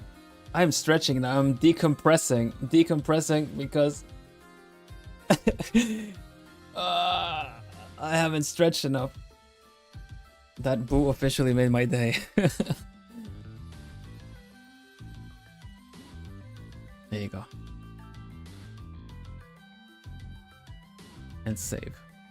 Save Lucinda. And then I gotta remember to mirror it. But yeah, Naisu. We're gonna post this later. Remember that if you do it yourself, remember to tag Lynn Charo, OC Challenge, and I will go live so I can check it out. I will find it with I will go live. But I would also like for Lynn to see your picture if you do it. Red quartz, of course. Like this is it's a challenge, but I mean, I'm inviting the viewers to also have a little bit of an input because obviously I'm put a little bit on the spot. Yeah, Lucinda, you get to be part of this too. Yeah, I'm not taking credit for that, but I'll be like, we'll call her Lucinda, and that's we got one. I like. Okay, let's see. Let's have a look at this. How this. Let's do the. This is the end of the stream theme usually. Right. So, what do I like about this? What am I extra happy about with this? Well, honestly, I like how the hair looks a bit messy underwater and everything. Kind of gives the idea. I like the big forehead. I like that. That's kind of something we went for. The face looks a little alien. but it's fine because the lighting, everything sells it pretty good. Definitely like the shapes of the body. I managed to do that, and the lighting. Yeah, I'm very pleased with that. Pleased with the overhead lighting too, kind of doing these parts a little bit brighter, but then, you know, everything here is just a bit less. Yeah. And really nice idea with the gem that's kind of hovering a little bit too, and with the cloth, because it really gives it this kind of eerie ghost-like thing that you would probably expect from like seeing something underwater, lit up by, I don't know, the moonlight or something, you know. I don't know, it's like this would be creepy. I would be like or like my buddy Ambrose in Equinnox does the turkey sounds. Like we sound like turkeys every time we go underwater in a game, like we started talking like this. Yeah, turkey sounds like I'm being silly now, but yeah, we Ambrose and I, whenever we play a game and we're underwater, we start talking like this, and then it just makes him completely wanna do turkey sounds, and he's really good at sounding like a turkey, which I don't know what to do with that, but yeah. If we ever are collabing and we go underwater, I don't think we did that as much when we played Raft, but next time I'm really gonna have to try to do that more. Poke its eyes. Ow. You know what? If you poke her eyes, she's just gonna be like, it's gonna be like, instead of boo. I don't think I'll include the boo, by the way. She looks, maybe, no, actually, I kind of have to include the boo. Who am I kidding? You poke her eyes, you're gonna get like a more like an I'm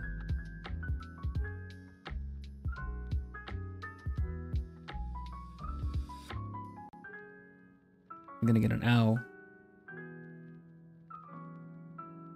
Turkey villain Ambrose is classic, yeah. I went underwater once, yeah, because of the sharky. I did jump off the ship a couple of times though, but yeah.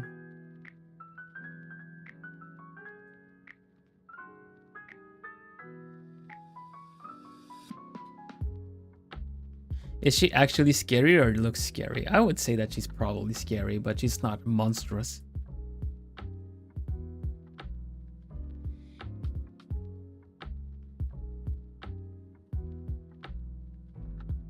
She's the kind of undersea witch that kind of knows, like she likes her chaotic, like evil look, right?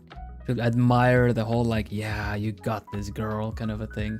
She's gonna talk herself up in the morning, like, you know, you got this, queen, that kind of stuff. And then, you know, if anyone's like, oh, she just kind of just goes like at people because she knows she looks scary, but she loves it. You go, girl, you know. So I mean, she does delve into the dark magics, but she's not monstrous.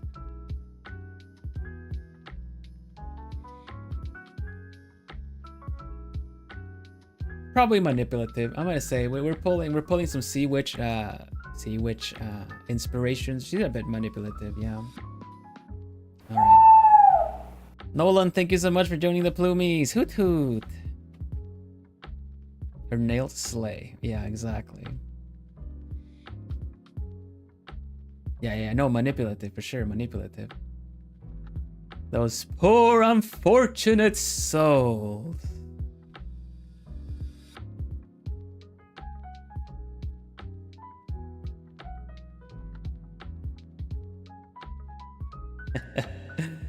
That kind of thing. Manipulative is probably right.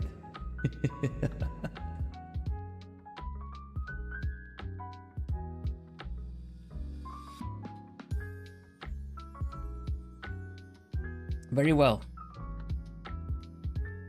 Hootsu, everybody, Hootsu. We made it. We made it. I'll do anything for you, Alcer. Perfect. Would you do your Duolingo daily? Honestly? If not, you should already know what happened. There's a video on my channel about that. But for some reason, you guys have just stopped doing your Duolingo since that video. I think it had the wrong effect. But anyway, hello. Hootsu, everybody. Hootsu, it's the end of the stream. We are at the end of the stream.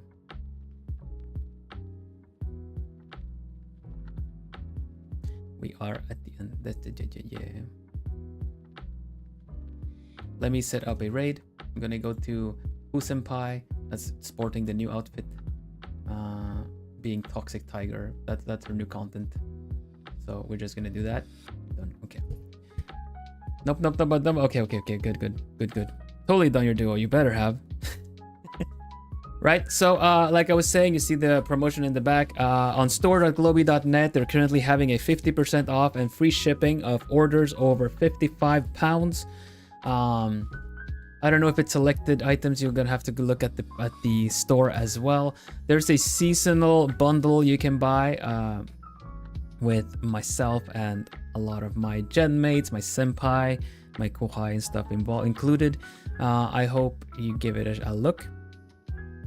And yeah, catch me on Twitter. I will be live tomorrow again. And tomorrow I'm gonna be voicing probably the most I've voiced in a game so far. Oh goodness. We're gonna play Tavern Talk, which is a very cozy drink making, people getting to know people in kind of game where you run a fantasy inn, like an innkeeper. You know, you play as an innkeeper, so you get people in will have stories from far and wide to tell you, and they interact with each other and everything like that. So yeah, that's gonna be really fun, and I'm gonna be voicing everything. I'm gonna do my best.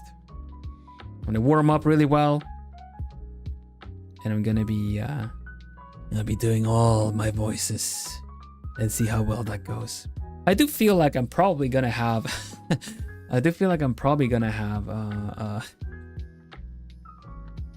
a hard time doing different girl voices. What are we doing in Tavern Talk? I'm just playing Tavern Talk and voicing everybody. I'm gonna be voicing the really gruff characters and the really delicate ones for you to enjoy. I don't know how long I'm gonna be streaming that because that's a lot of voices and a lot of dialogue to do, but I think it's really fun to voice characters, so I think that's gonna be a fun stream to check out. Yeah. So yeah, let's look forward to that, and I'm gonna do my best to voice the delicate ones. I do have a girl voice too. I don't use that much. Well, that was like the girl voice was my what did we say? The animal-loving princess voice. Although it's kind of shaky right now. Uh-oh. Uh-oh. I hope it's better tomorrow. Oh gosh.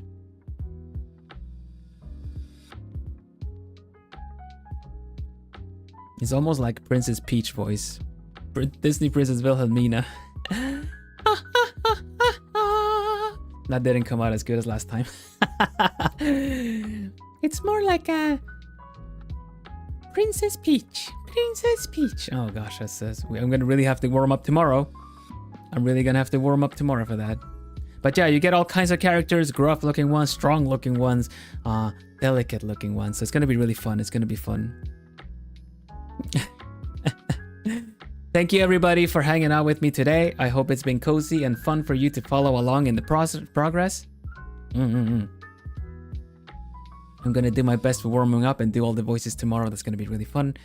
And it's really fun to see familiar names coming back again, new names as well. Hope you've had a really good time, and welcome as you find your way back. It's been really fun to do this with you guys and for you guys.